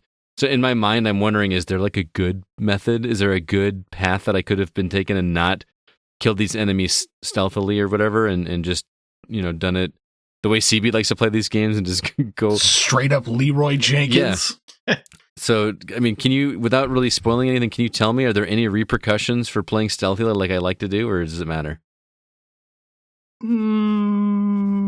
Well, I mean, have you noticed the weather? No. I mean, it rains once in a while. I mean, there are not repercussions. Okay. In fact, the narrative is very interesting in the way it addresses the thing you were talking about. Okay, so Yes. I got some cool stuff coming, is what you're saying. I think so. Yes. I mean, it's a lot of great Okay. conversations, I guess. Well, Yes. that's what I'm saying. At the end of Act 2, that was a big part of it, because when the poison became a Right. thing, Hey, Is that what you- hey, slow down on the spoilers, son. The game just came out this year. I mean, it's not, it's to say that there's poison in the game, that's not really a spoiler. Yeah, I mean, yes, you're correct. But no, it's all very compelling stuff. Yeah. But to CB's point, the weather gets worse the more stealthy you play. Ah, okay. Interesting. The weather becomes more storming and violent, and Gotcha. Right? I want you to know that you're Batman. I still really love that game. Like, Of course. It just came out. I know it's so good. I want to play it again. I mean, once you get the grappling hook, that game really comes to life. That does feel pretty cool. So I don't know. I think the last stance that I picked up, which again, Yes. if I'm trying to be vague in case you want to consider that a spoiler. Hey, look, I'm sorry that I'm worried about the audience here. What a jerk I am. The first time you used that stance, I was like, "Oh, senor, it's on." I can't believe they held that back for that long. Seriously, that was The funny thing is, I didn't use that stance as much. well. It's because you kept getting hit and couldn't get it filled up, probably. No, it's not that. Again, I like to play just gung ho, let's go. Yeah. My problem is that I still can't figure out how to do things like the shield guys that light their swords on fire. I cannot figure out a strategy to do those. I just always wind up shooting kunais at them to make them stagger. And That's a good strategy. Am I wrong, Zach? Because I was talking with Scott about this yesterday, but if you go down the skill tree, there is a way to block the unblockable hits, correct? the That red sounds ones. familiar, but I can't. I know that there's sounds one familiar, to yes. block the blue ones, but I didn't know there was a way to block the red ones. Yeah, I'm pretty sure there is, but I could be wrong. Okay. I refuse to haven't- state this on the record. I've avoided leveling up my tree for the stances for some reason. I've been saving that one for last. I don't know why, but I have almost everything else maxed out except for the stances, and I just now got to Act 3. So The stances are where it got real fun when you start leveling those up. the stances, Yeah, because then you become an overpowered badass. yeah. So I have that to look forward to. Here's the one. I don't know if I would even call this a gripe, but it bothers me that there are different outfits that have different things, and only for one reason. The traveler's robes, which like open up the fog of war better than any other thing. I can only get that effect if I'm actually wearing that. That drives me crazy. I don't want to have to change an outfit every time I'm on a horse. Yeah, especially in a post Spider-Man world where you could just use whatever suits mod you wanted on anything. Right. That was so refreshing. Yeah, because Traveler's robes are not the coolest looking outfit. Well, not only that, but they're not helpful in combat. Like they drop your health so much. So I'm like, Well, have you before I'm tried getting, not getting hit, though? I get into a battle, I'm like, hang on a minute, guys, let me change real quick. Yeah. which is what you do. You're getting geared up. Yeah. Anyway, what a game. I knew I was going to like it, but I really didn't think I was going to like it. And I've powered through, guys. Seriously, 2 acts. And when I say 2 acts, I'm doing everything in the side. Like, all of the character quests are done. I'm collecting every fox. What are they? Fox dens. Yeah. Every shrine. Those shrines are super fun to do, by the way. Those feel like those old They're Assassin's Creed underground tombs. They're just like what CB was talking about. Those feel really good. There's a whole bunch of stuff that just... It feels like the Assassin's Creed game that we've been asking for a long time in feudal Japan. 100%. Assassin's Creed Japan. Mm-hmm. I've always loved katanas. And their stubborn refusal to make it really opened up a window for Sucker Punch. Mm-hmm. Yeah. And then see, now if Ubisoft decides to do that, it's going to be like, we already played that game. Yeah, exactly. We'll all just be like, oh yeah, Ghost of Tsushima's better. Mm-hmm. We're good. Anyway, that's all I'll say about that, and I probably will, hopefully we'll have it finished before our Game of the Year episode, which is coming up very soon, because I have a feeling it's going to make it somewhere on my list. Not sure where yet. I never doubted it. Yeah. All right, we got some a new Facebook member to say hello to, Ariel D'Angelo. Welcome to Facebook. Not to Facebook in general, but the GoCast group on Facebook. We got lots of good conversations and news and everything all over there. If you haven't already, check it out at facebook.com/groups/the GoCast. Also, if you aren't aware, we've got a Discord community available. The link is in the show notes of this episode, and you can stay up to date with things over there as well. Need to say hello to Akatsu Kidoge? Akatsuke Doge. Akatsuke Doge. All right. And Wrath Toxic. Those are 2 new members over there. Lots of good people over there as well. Also, just a reminder, if you can, drop us a review on Apple Podcasts. We would appreciate it. And also, our website is where we have all of our episodes as well as all of our written content. And it's been a pretty big week for written reviews as we try to wrap things up for 2021. Thomas's review of 9 Witches Family Disruption is there, as well as his review of Call of the Sea, which, by the way, Thomas loved Call of the Sea. He keeps telling me I'm gonna love it. Yeah, me too. As it's CB. I have a feeling that might be closer to the top of his list than we expected. And I need to play it just for the sheer fact that Sissy's in it as well. Zach's review of Chronos Before the Ashes, as well as his review of Marvel's Spider-Man Miles Morales. Alyssa's review of When the Past Was Around, which you just heard her talk about. And CB's review of Assassin's Creed Valhalla is now live on the site as well. Would appreciate if you guys check those out and let us know what you think of that. With that, we're going to jump into our From the Outside In topic.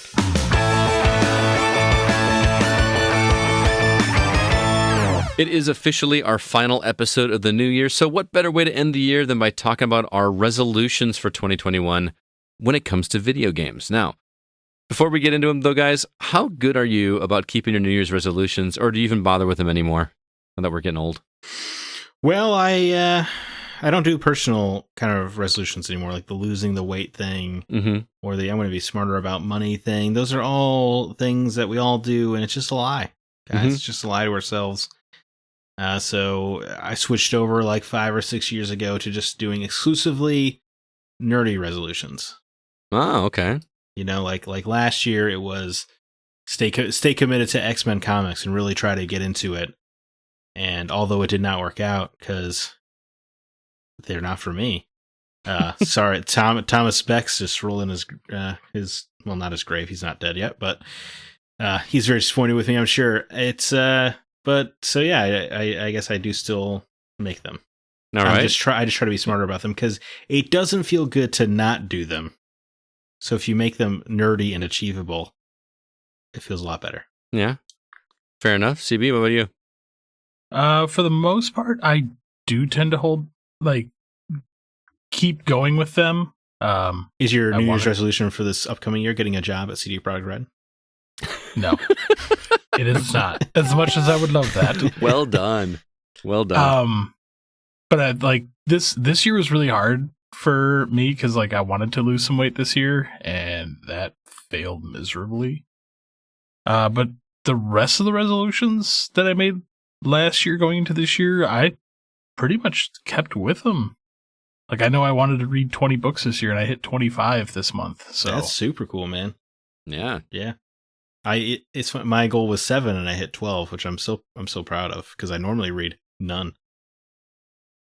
How do you have the time? Are you just like listening to read? audio? Are you talking like physical books or audiobooks? I'm talking, both. yeah. I know I'm talking physical books. I don't count the audiobooks on my Goodreads completed books list. Okay. I'm talking CB, because how many massive games did he finish this year? Okay, I get what you're saying. And he's also finished 25 books. He's had to have figured out time travel. And he has to have. And he's using Don't tell my secret. He's using it for the dorkiest reason ever. I mean, you're How a did you wizard, figure out- Harry. You never sleep. I'm a what? I'm a what? But no, I actually, I mean, outside of like video games, movies, and books, I really don't do anything else, man. That's my secret. You said no social life. That's the secret. Well, I try to keep up on that too. But I don't know what's going on with this guy anymore. I'm trying I to don't help him either. out. I'm magic. Didn't I don't you know? have time for anything except for video games, movies, books, raising a family, and having a social life. But that's it. That's all I have I time can full for. time. squeeze in. And working full time. And drinking beer and board games. Well, doing D&D. But I never do clearly my know- laundry. That's my secret. you clearly know like why I have so much time. I only work 2 days a week. Yeah, but you work all day, 2 days. I don't know. It's just Well, So I own actually, stock in Monster. yeah. it's That's true. actually to his point because when you work, you have a commute. You have to wind down when you come home because you're worn out from the day. I get what he's saying. If you just had 5 weekend days, you could probably get Yeah. some stuff done. Probably.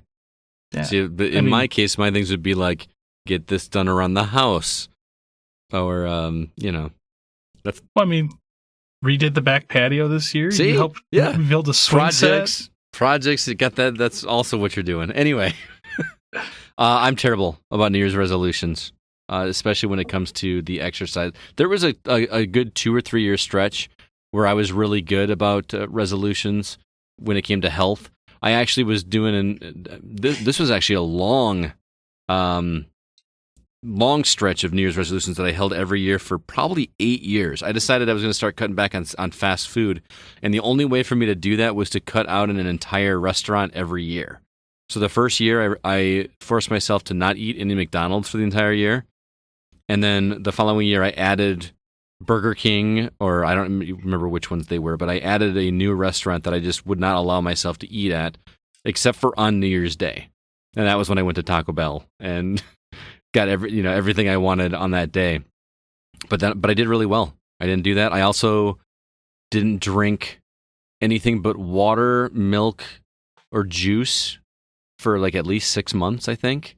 No beer? Yeah. Your app must have suffered No, so I think greatly. that was before Untapped. I think actually I had switched to a clear liquor, like a rum or something. It was supposed to be healthier than drinking all the carbs and beer. I don't know. I don't understand the health no stuff. beer's really bad for you. I will say, I remember one challenge that we issued Scott What's that? this year, and thank God that you didn't come through on it. What was it? We wanted you to run a half a marathon, and we were going to buy you a Quest. Right. Oh, I forgot about that. I'm You like, did not. You did not remind me of that at all. It's not his job Exactly. to remind you. Oh, I completely forgot about that. Like I would have had time to do that. But I'll just borrow yours anyway. Speaking of, that's going to be one of. We'll get to our resolutions, but I may need to borrow your Quest for my resolution. Lies. All lies. But so we got resolutions. Before we get to the gaming ones, are there any non-gaming personal goals that you're planning for 2021? Yeah, or CB. You go. I would like to continue the trend. I want to read at least another 20 books Mm-hmm. next year. What do you read? I'd also You read Sanderson? That guy's Brandon Sanderson. That's the guy. No, The Way of Kings, actually- man. Read it. Read Way of Kings, man. We both read it. It's solid. It doesn't really fit my motif of like what I read. So What's your motif? I will try. The audience wants to know your motif. Astrophysics. No. I read four books by Neil deGrasse Tyson this year. He is your hero. He is. He really is. I have a Neil Gaiman book on my Audible. Sandman? Is it Norse mythology? Well, I already had Norse mythology. If you remember, I read that one already. We talked about that a while ago, but I picked up another one. Is it Sandman? No, it's not Sandman. It's the Graveyard book. Huh. Which was highly Sandman. recommended. It's an Audible exclusive. Maybe later. Let me get through this one first. Oh, man, Sandman's definitely better. I have another credit I just got today, so I'm gonna have to get something. But anyway.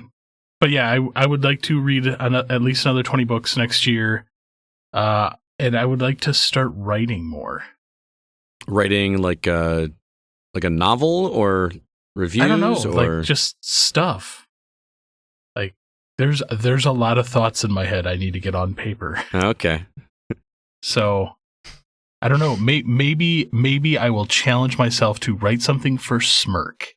There you go. That'd be What a good podcast. place to start. I've heard good things. Yeah, at least half of the hosts are good. At least 1/3 of them. 1/3 of them. Hey, Amanda's very nice. Don't. She's a nice lady. What about you, Zach? Yeah, I mean, my big one this year is I'm going to go deep on Aquaman and Wonder Woman. I'm going to read just an insane amount of Aquaman and Wonder Woman. That's a travesty. Because I don't know. I know those characters, and I've actually read a fair amount of Aquaman, but I want to get like into their lore and stuff. Uh-huh. You know what I mean? Like really like get into what the 7 kingdoms of the sea are all about and whatnot. Now, when you talk Aquaman, are you talking green boots, orange suit Aquaman, or is there a version that is more similar to the Jason Momoa incarnation? Well, in the modern comics, he does all of a sudden have a bunch of body tattoos and a long beard and hair. Okay. But I am talking classic orange chainmail. And chainmail underwater makes sense. I don't know if it's actually chainmail. But it is. It's probably some kind of legendary fish scale. You know what? I'll find out by the end of this year, Scott. There you go. And you'll absolutely know.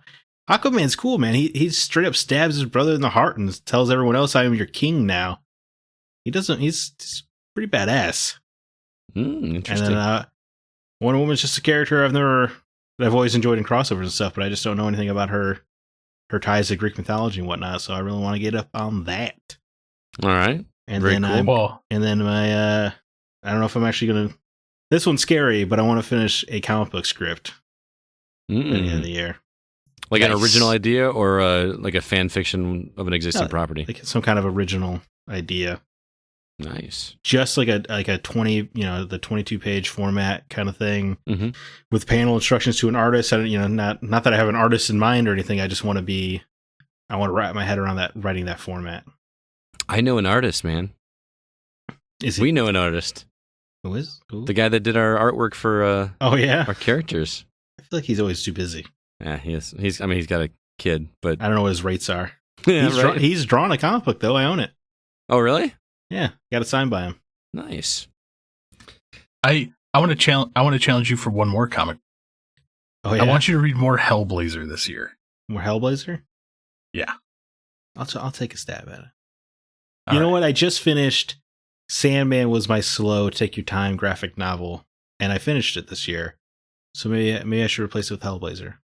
Yeah. Yeah, I'm into that. It's the same 80s British style, so it'd be pretty sweet, I bet. I bet I would be right into it. There you go. What about you, Scott? Well, the obvious one is I need to do something health-wise. I don't eat the best. I don't exercise at all. And this is where CB's Quest is going to come into play if I can convince him to let me borrow his again. Because I have Pistol Whip on the PSVR, but it's just not the same as it is on the Quest. And if you guys remember when we played Pistol Whip, when Stoy brought it over on his Oculus, not the Quest, but he actually has the Rift. The Rift. And he told me, make sure you stretch before you play that game. And I remember going, no, I'll be fine. It's not going to be an issue. I should have stretched before I played Pistol Whip. And I was sore for several days.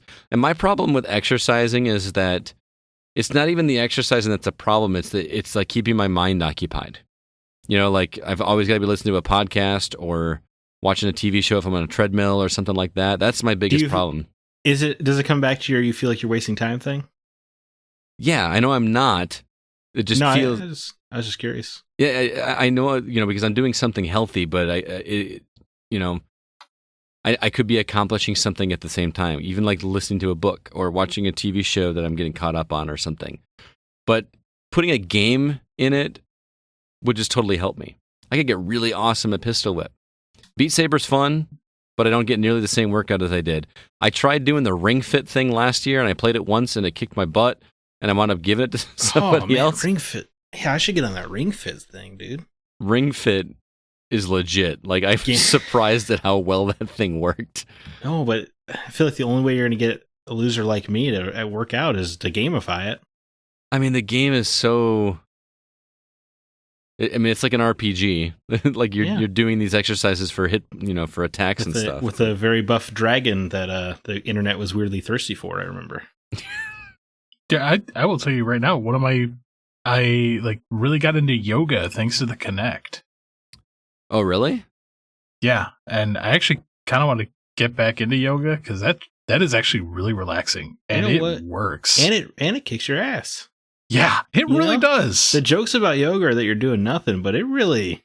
Oh, I've done yoga.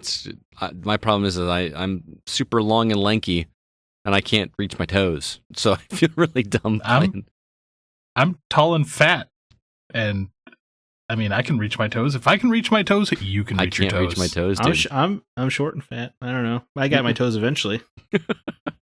So yeah, the exercise is definitely a thing. I don't have a specific goal in mind. I just know I've got a treadmill sitting right here. There's really no reason I can't just get up and run down on the treadmill and run a mile or two, before getting in the shower and going to work. It's just a matter of getting up the motivation to do it. Drinking water. I've got one of those water that's got like 64 ounces. I would really like to drink 64 ounces of water every day, which sounds easy enough, but it is work. It really is, especially when you are at work and you have to pee constantly all day long. I would say work in the service industry helped me intake more water because you get like, half a second of downtime ever. And so you just take a quick sip of water and then you don't have time to pee. So you're just going to have to learn to work your bladder in new ways. Well, yeah, try putting yourself in a classroom with 25 or 30 kids, which they're not there right now. But yeah, you train your bladder for situations like that. So, hey, when your kids ask, "Can I go to the bathroom?" do you say, "I don't know, can you?" I do. No, actually, no, I don't. I don't say I don't know, can you? I say instead, because I try to do my very own variation on it. They say, "Mr. Clark, can I go to the bathroom?" I said, "Well, I'm pretty sure we all can." It's like my own variation of it. I can't help it, dude. Teacher jokes. I guess they're universal. Oh, totally. They totally are. My favorite currently is, Mr. Clark, I got a haircut. Actually, it looks like you got them all cut. That's a dad joke. Yeah. Wow. Yeah. And I say them, and some of the girls roll their eyes. They're like, Mr. Clark, you sound like my dad. Like, yeah, probably. Those kids are like, I'm going to intentionally flunk just to ruin your numbers. Outside of that, I have a very vague one. And I'm probably gonna need some help. I don't know, talking to somebody or getting some advice from friends. I need to relax more, guys. I really need to relax. Not that kind of relax. I have a problem. I have a problem in my brain where I can't sit still and do nothing.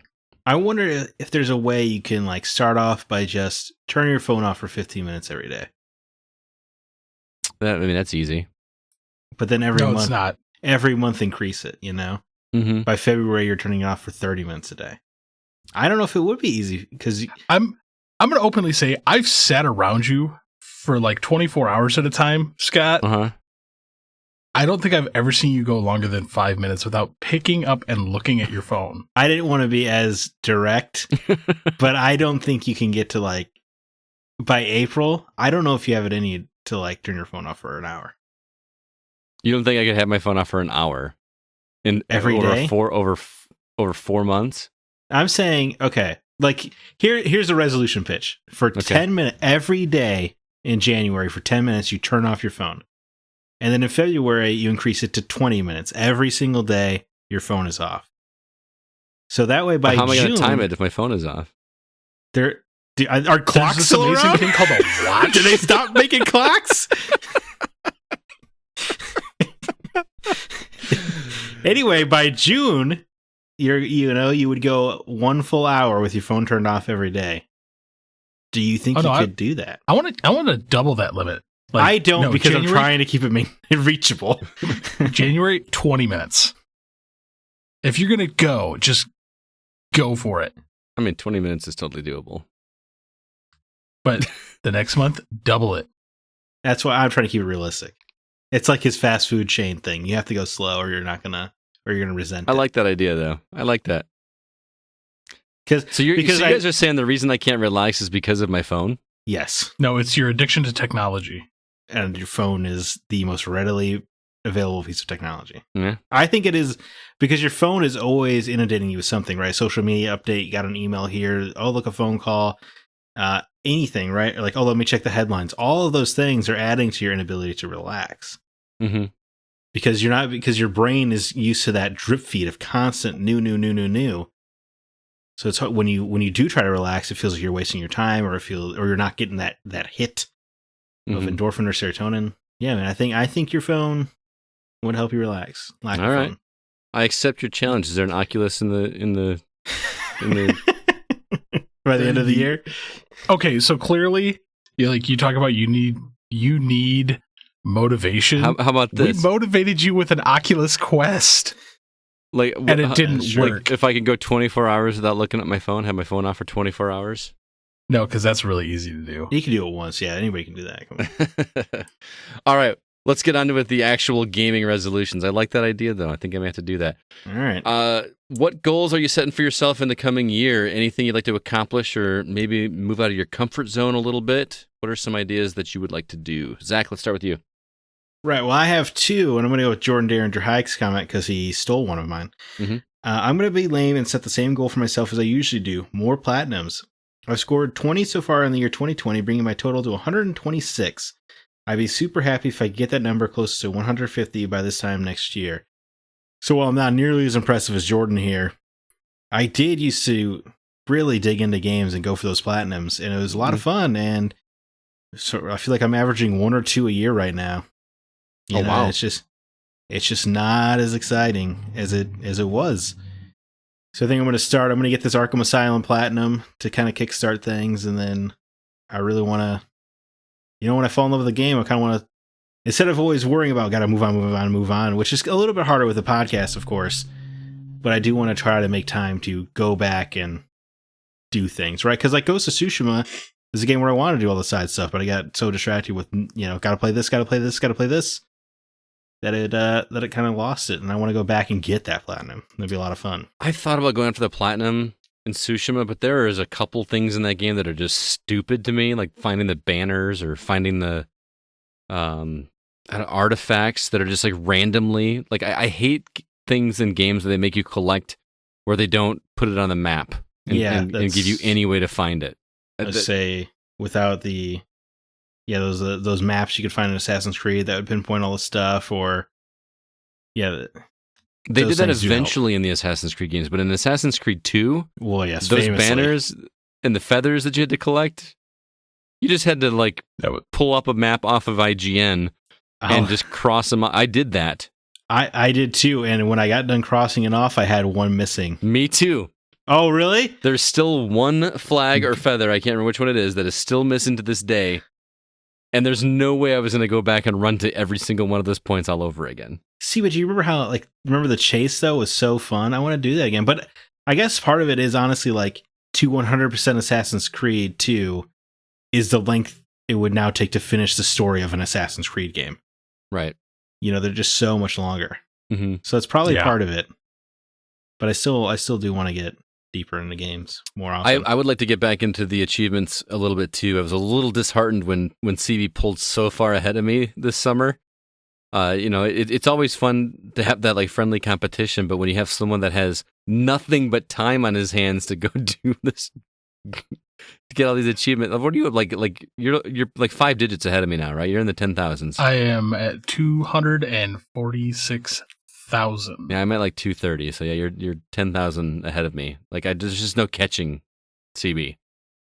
But yeah, I'm kind of with you. I would like to go back and they don't call them platinums on Xbox though. It's just 1,000. 100%ing. I used to call it thousanding, but it doesn't sound as sexy. S rank. You want to know the first game I ever thousand?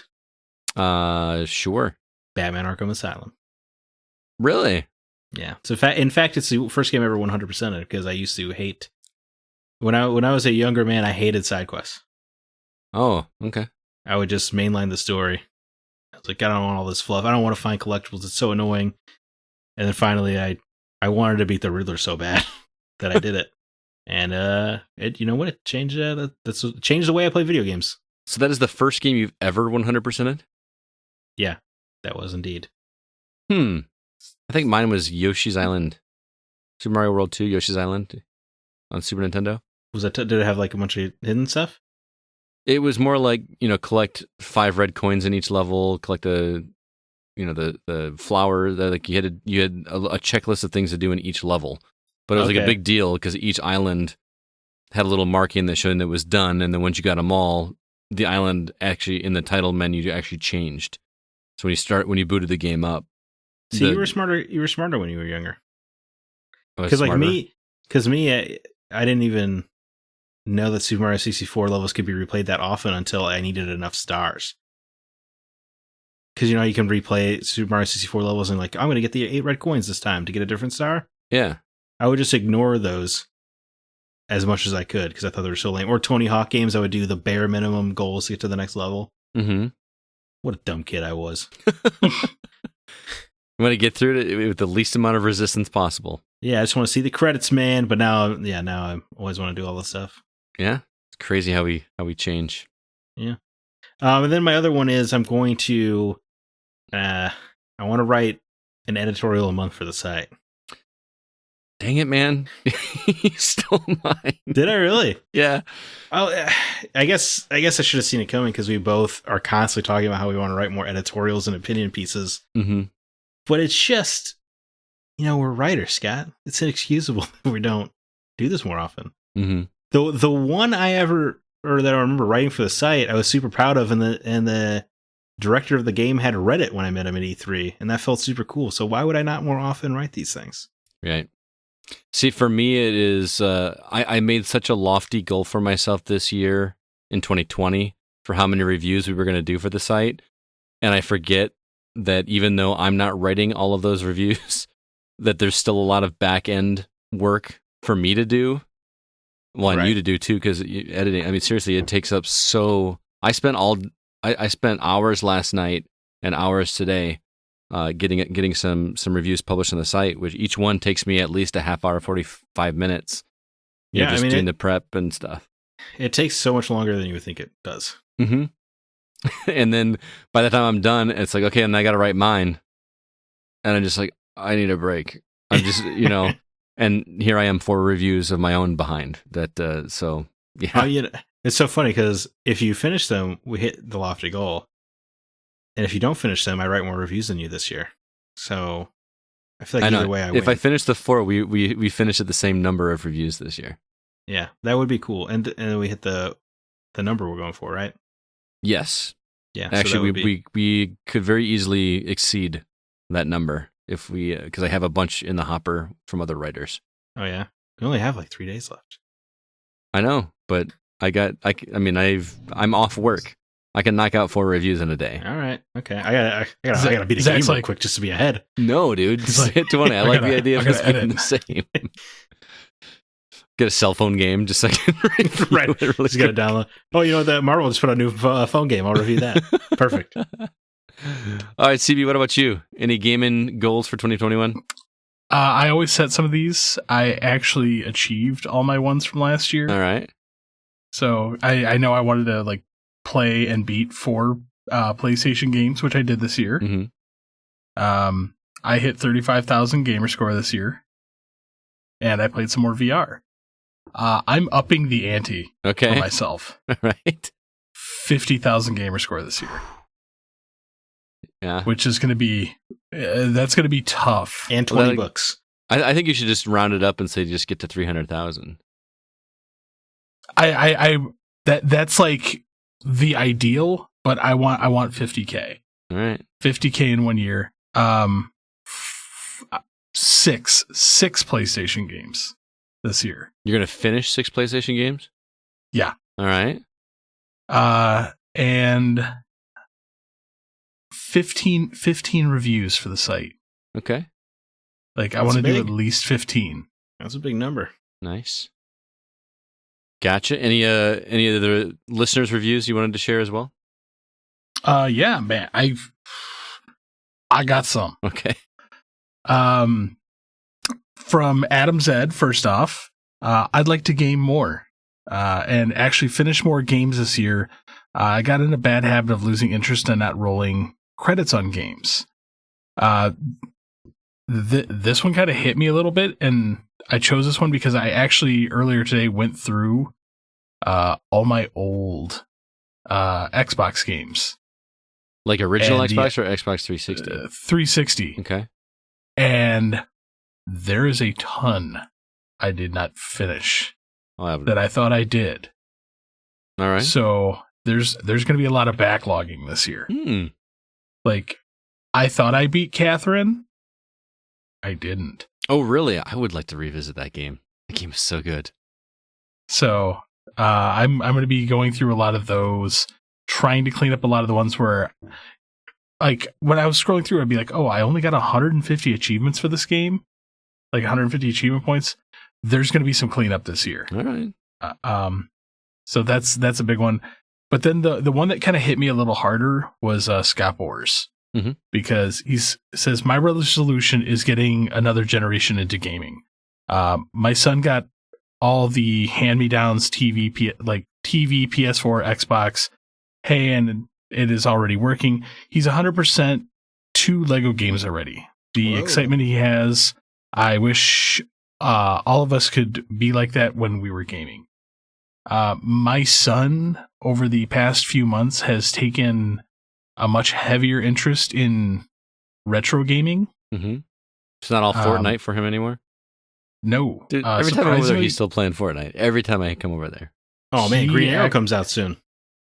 He actually hasn't played Fortnite for over a week. Did you tell him that Green Arrow's coming? That would probably get him back on. No. I actually had to log into Fortnite to download the Master Chief skin for him. Whoa. He's slipping. I know. But he has been playing more Apex. Okay. So the superior product. Yes. But he's actually taken an interest in learning about old video games and everything. So that's something I want to do more with him and tie that into, like, talking about how I wanted to write something this year. Like, actually, like, write something, and I want to write about my experience in teaching my son about a lot of this stuff that I grew up with. Dude, that'd be a really cool series. Like, you could just have like a once a month like editorial column on the site talking about educating your kid on retro gaming. I think that would be super interesting. Yeah, I mean, you know me, like, that's one of the reasons I got into game collecting is to teach like the younger generation about the things that we grew up with. Because how many times, like, oh, what's this? This is a VHS tape. Like, this is what I watched stuff up on growing up. What's that series on YouTube where they introduce kids to technology? Kids React. Some of those I just want to slap some of those kids. Yeah, when they hand them a Game Boy and they're like, "What is this?" Oh, that hurts. Yeah. That was all we had, guys. That was it. But yeah, he actually, I know you played it, the new Game & Watch. Mm-hmm. He actually played, before he played the Super Mario game on it, he played the Game & Watch game in it, which is Game & Watch Ball, which is a super, super simple one. He played that for like almost an hour. Wow. And I'm like, this game is super simple. I don't know, it kind of cracks me up. They were flabbergasted that a kid was able to keep his attention span for an hour to play a game. I mean, I understand it's a very simple game, but it just it's like in that line in American Beauty where like we're gonna walk home. Really? That's like almost a mile.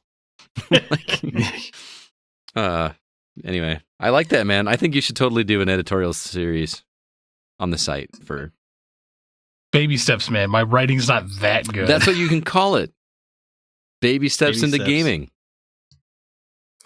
Ha ha ha. Again, we'll see. My writing's not that good. I'm trying to get better. Zach knows. Growing into gaming. Growing Zach into knows gaming. that- I like it. Yeah. Yeah. I'll write it down because Zach knows how much I hate commas. So Yes. I do too. I used to edit your work, man. You and your Shut up. commas. As for me, I got a comment that came from Brian Regals. He says, my goal, and I just liked this comment. I thought it was a super nice thing for him to say. My goal is to play every game you guys play and discuss. Oof. I started doing this halfway through 2020, and it really made your reviews and discussion even better. Brian, did that- you play Chronos? That'd be cool. He's a huge Souls-like fan. So Oh, really? I imagine Okay. he Hey. did. He's a guy, because he posts on Facebook every time, just rolled credits on this Souls-like, rolled credits on this Souls-like. Mortal Shell is here. Rolled credits on this one. Oh man, Mortal Shell's so good. Brian, if you're in the Discord, you should at me in a conversation. I would love to hear your thoughts on Chronos. Brian's a Well, good guy so- too. We actually met him up in Milwaukee. He showed us his house. He's got like because his whenever he takes a picture of his entertainment center, and he's got like a little man cave in the basement that's decked out with nerd stuff. He's got like a giant X-wing like hanging from the ceiling right above his television. Which is, I just always know I'm looking at Brian's space whenever I see that shot of that X-wing. I don't know. That's so cool. He's got, since he's going to play everything we recommend. Hey Brian, have you played Plumbers Don't Wear Ties? oh yeah, Okay. Brian, you got to play Plumbers Don't Wear Ties. We got to have Brian down to make him Yes. sit through and play Plumbers Don't Wear Ties. Brian, let us know when you're in town, man, because we owe you. Didn't he take us out to that arcade we went to that one time? He paid for us to go. Yeah. When we went to the arcade. We owe him a treat when he comes down. We do. When we're allowed to like actually socialize again, Brian, you come down. We'll take you to Tilted 10 and buy a game card or something. Brian, very flattering, by the way. Very flattering that you're doing this. Yeah, I thought that was just really sweet that he's doing that. And that just gives me more reason. That means he's played a lot of games. He's Right. Yeah, between the three of us. between the 9 or 15 of us that are all he said that we play and discuss. So only the people, only the podcast. okay. All right. Otherwise, he's playing 120 plus games a year. Exactly. That's not possible. Well, he has like CB time available to play Oh, games yeah. apparently because he's finishing games left and right. I You're like love the that kids from it's that just now denoted Nickelodeon as original- CB time. CB time, yes. He's just like Flash time. Carmel Bear also mentioned on here, I've been flirting with the idea of trying out JRPGs on the Switch. I've never liked the genre as a kid or in my teens, but something about trying them on the go is appealing to me. That is a great game to play on the go in terms of just being able to pick up and play wherever you left off. That's a good call. And the reason I picked Carmel Bear's comment is because I kind of want to try to go out of my comfort zone a little bit and try a new genre that doesn't normally... MMO? Not MMOs. Oh my god. If I did an MMO, that's all I would play, man. You know that. There's no way I'm going to do that. I was thinking like maybe fighting games. Like I've never been really good at fighting games outside of like the original Street Fighter 2. Maybe it's time for me to get into like a Mortal Kombat. Have Nate teach me about frames and stuff like that. I don't understand. I dabbled in Street Fighter 5 for a minute, but maybe it's time for me to try to get good at a fighting game and understand how those work. I don't know if it's fighting games. I don't know if maybe it's time for me to buckle down and just actually play through a BioWare game, because BioWare games just seem enormously not for me. Everyone I've tried, I can't click with them.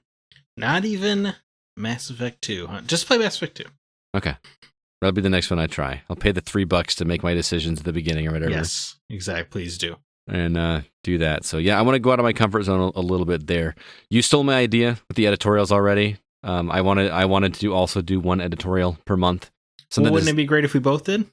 That would be amazing if we both did. Just something gaming related, something just like our thoughts about a topic, maybe doing a little research here and there.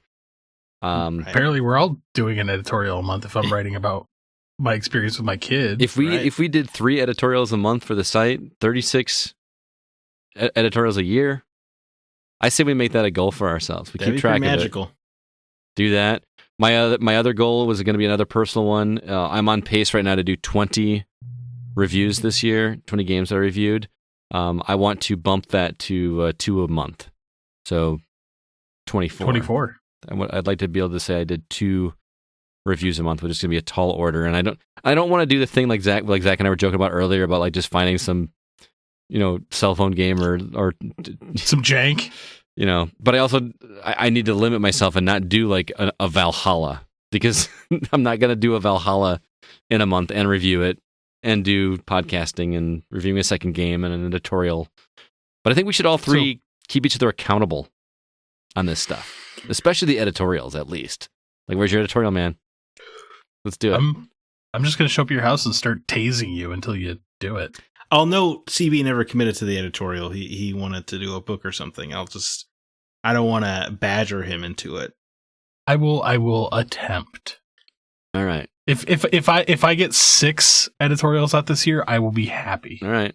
But Zach, you and I, let's keep each other accountable. Sure. Let's do it. One editorial a month. It doesn't have to be like a super long article, just something interesting, something, our thoughts on the gaming industry or genres or something. Or just like anything. Yeah, I like it. Outside of that, I said number of reviews, editorials, and I'd like to step out of my comfort zone a little bit. So Learn to play shmups. Maybe that's it. But see, here's the thing. I don't hate shmups. What was that one roguelike one that you got me into that I played for? Skyforce. What is it? Skyforce. I liked that game a lot. But I'm talking about that is one of the bullet hell ones. I've never been like maybe Freedom Finger is what I needed to do. Ikaruga. No. See, Ikaruga is a game that I can't do. This is not going to make any sense, but for some reason, the binary aspect of games like that do not work in my brain. I cannot keep the back and forth, the 1 and 2. There's something about it being like a black or white. Like I can't remember which is which. I don't know why. Okay. Like with we were talking about Tsushima. I have 4 options. When I only had the 2 at the beginning, I could not keep track of it. But now that I have all 4 and I have the spatial awareness of, the button on the left is for brutes, the button on the right is for shields. There's something about 2 that always messes me up, which is why Ikaruga doesn't work for me. Well, binary like shmups like that, it's just brain training. I know, but as much as I tried, I could not train my brain to, especially because in Ikaruga, isn't it like if you have to do the opposite? Like if it's white, then you have to be black. If you're black, you have to be white. Like if it were the other way around, I think I would be better with that, honestly. Like if I had to be black to absorb the black bullets, I don't know. There's something in my brain that doesn't work. I'm gonna task Nate to find you a fighting game to get better at, and I'm gonna find you a shmup to get better at. Okay, but don't make it like a ridiculously hard one like Ikaruga. It won't. Great. It won't I'll be find you a ridiculously hard. Souls-like. And you'll find me a There you go. Souls-like? All right. That way you're getting like a nice 3-way of things that you haven't tried before. You know what? What I should do, Zach, is I should really just get like Demon Souls remastered. I would say, Bloodborne, I think, is the best entry point. I've played Bloodborne. Play it better. Have you tried not sucking? I like how it's just like you tell him with like Bloodborne, don't suck. I tell him with Ikaruga, don't suck. Yeah, just be better. Get good, scrub. Yes, get good. Anyway, let's see how much we can hold on to these New Year's resolutions. But I think we all should keep each other accountable, even on our non-gaming ones. You guys, what is it? I got to do 20 minutes a day to turn my phone off. Starting. Like I can do it for hours. I just turn it off when I go to sleep. No, that won't get my alarm. Right, I'll make sure somebody puts a pillow over your face while you sleep. Okay, so we'll all hold each other accountable. I know I had 20 books, and I'm going to get back into I'm going to get back into yoga this year. Yoga, all right. You do anything with that quest? I might. Dang it! Aren't you getting a quest too, and you just want to get rid of the original quest? I mean, come on, help a brother out here. You're gonna buy my Quest? I don't know. You gonna buy my PS5? When I get there. I gotta wait till you finish Ghost of Tsushima, but I know. at the same time, you'll probably kill my PS5. It'll be like in a week, man. I have to finish it before Game of the Year. That's my goal, just to have it finished before we get together next week. Speaking of, next week's topic is our Game of the Year episode, and we do have special guest Grant Henry planning on coming back to attend. I talked to him today. If you guys remember, Grant does all the music for our podcast. He composed and recorded all of the music that you hear on The Gaming Outsider. And he comes back every year for our Game of the Year episodes, which means that the three of us have a few days to compile our top 10 lists and get them over to Grant so that he can come up with our Gaming Outsider Game of the Year. So stay tuned for that. Really looking forward to that. But if you'd like to let us know your top game of the year, we'll have a poll available on the site on Friday when we put up the topic of the week. Or if you'd like to call us, the number is area code 347-746-2278. Or if you'd like an easier way to remember, 3477-GO-CAST. Leave us a voicemail. Let us know what your game of the year is. But that is going to do it for this episode of The Gaming Outsider. Zach, any parting words or recommendations before we get out of here? Oh man, I feel like it's been a lifetime since I've been on this podcast. Mhm. Not particularly. I finally completed and compiled my list of top 100 games of all time, and that felt super good. Oh, really? So I don't know if anyone out there. It's very cathartic. Are they in order, or is it just no random order? They're in a ranked order. Man, that should be something you should have an article on, man. Think so? An editorial? That could be your first editorial of January. That'd be intense. That would fun. be. I would like that. People like listicles. Right. People do love lists. Mm-hmm. You do People will each page click should on be a 10. list. Like it. Oh yeah, just to get those counts. Can we do multiple pages? I don't know. I've never tried it before. We're gonna find out. There's probably a plug-in, or it'll probably cost me $10 a month to do it. But we'll figure it out if we can do extra pages. If you find out we can do extra pages for me, I'll write that article. All right. What are you talking about? That's his cop out for writing an editorial month. He's going to be like first month 1 through 10. No, I would do all 100 as 1 month. I'll tell you that right now. Okay. Yeah. CB, what about you? The movie Greenland with Gerard Butler. Okay. Is this another Armageddon movie? It is, but it's surprisingly good. All right. Lots of base in science. So, you know how I like science. Mm-hmm. So, I actually really enjoyed it. I really don't generally like the comet movies like this, but this one actually did a pretty good job. So, right. If you're on the fence about it, check it out. I actually think it's worth a watch. Very cool. I won't mention it for too long, but I finished Ready Player 2 today, the audiobook. And I did not like it as much as the first one. It's still good. And the ending is interesting, although I have a question for you off air, CB, about the ending that I'm curious about. There's a moment, and I knew it was coming because CB can't not spoil things for me whenever we talk in person. But there's a moment in the second act of the book that is so over the top ridiculous, it's almost groan worthy. It's almost pretty bad. But hey, as much as you say I spoil things, I did not spoil that ending for you. Not the ending. I'm talking about one fight that in particular with an iconic musician that I was like, really, this is actually what you guys are doing right now. It's kind of It was almost groan worthy or eye roll worthy, but it was an interesting book. The other thing I want to mention, I know everybody's been talking about Wonder Woman, which came out on Christmas Day. I watched Soul on Disney Plus, which is a new Pixar movie. Check out that movie. I was surprised at how good it was.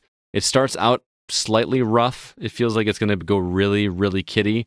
But there's an aspect about halfway through the movie involving characters switching bodies that is genuinely hilarious. I laughed out loud a bunch in this movie. Jamie Foxx, Tina Fey are the main voices in this one. Soul is a really solid Pixar. I wouldn't put it up there with like Toy Story or Monsters Inc. in terms of the best of or Finding Dory, but it's really good. Come on, man. We all know it's about Up. Up is really good too. Hi And there. My name is let's Doug. not forget, if you don't like Wonder Woman, you're wrong. Apparently, I'm wrong because I could not. Just a nice controversy-free statement I wanted to throw out there. I could not make myself care about the characters in that movie at all. I really couldn't. Except Kristen Wiig's character, she did a good job. I was surprised to see her play a villain. That she played it well. Standout of the picture. Mm-hmm. Did not realize Pedro Pascal was in the movie until the first 20 minutes. I was like, yeah, it's funny. Hey. He got a lot more famous. Yeah, right. Since they filmed that. Wonder why that is.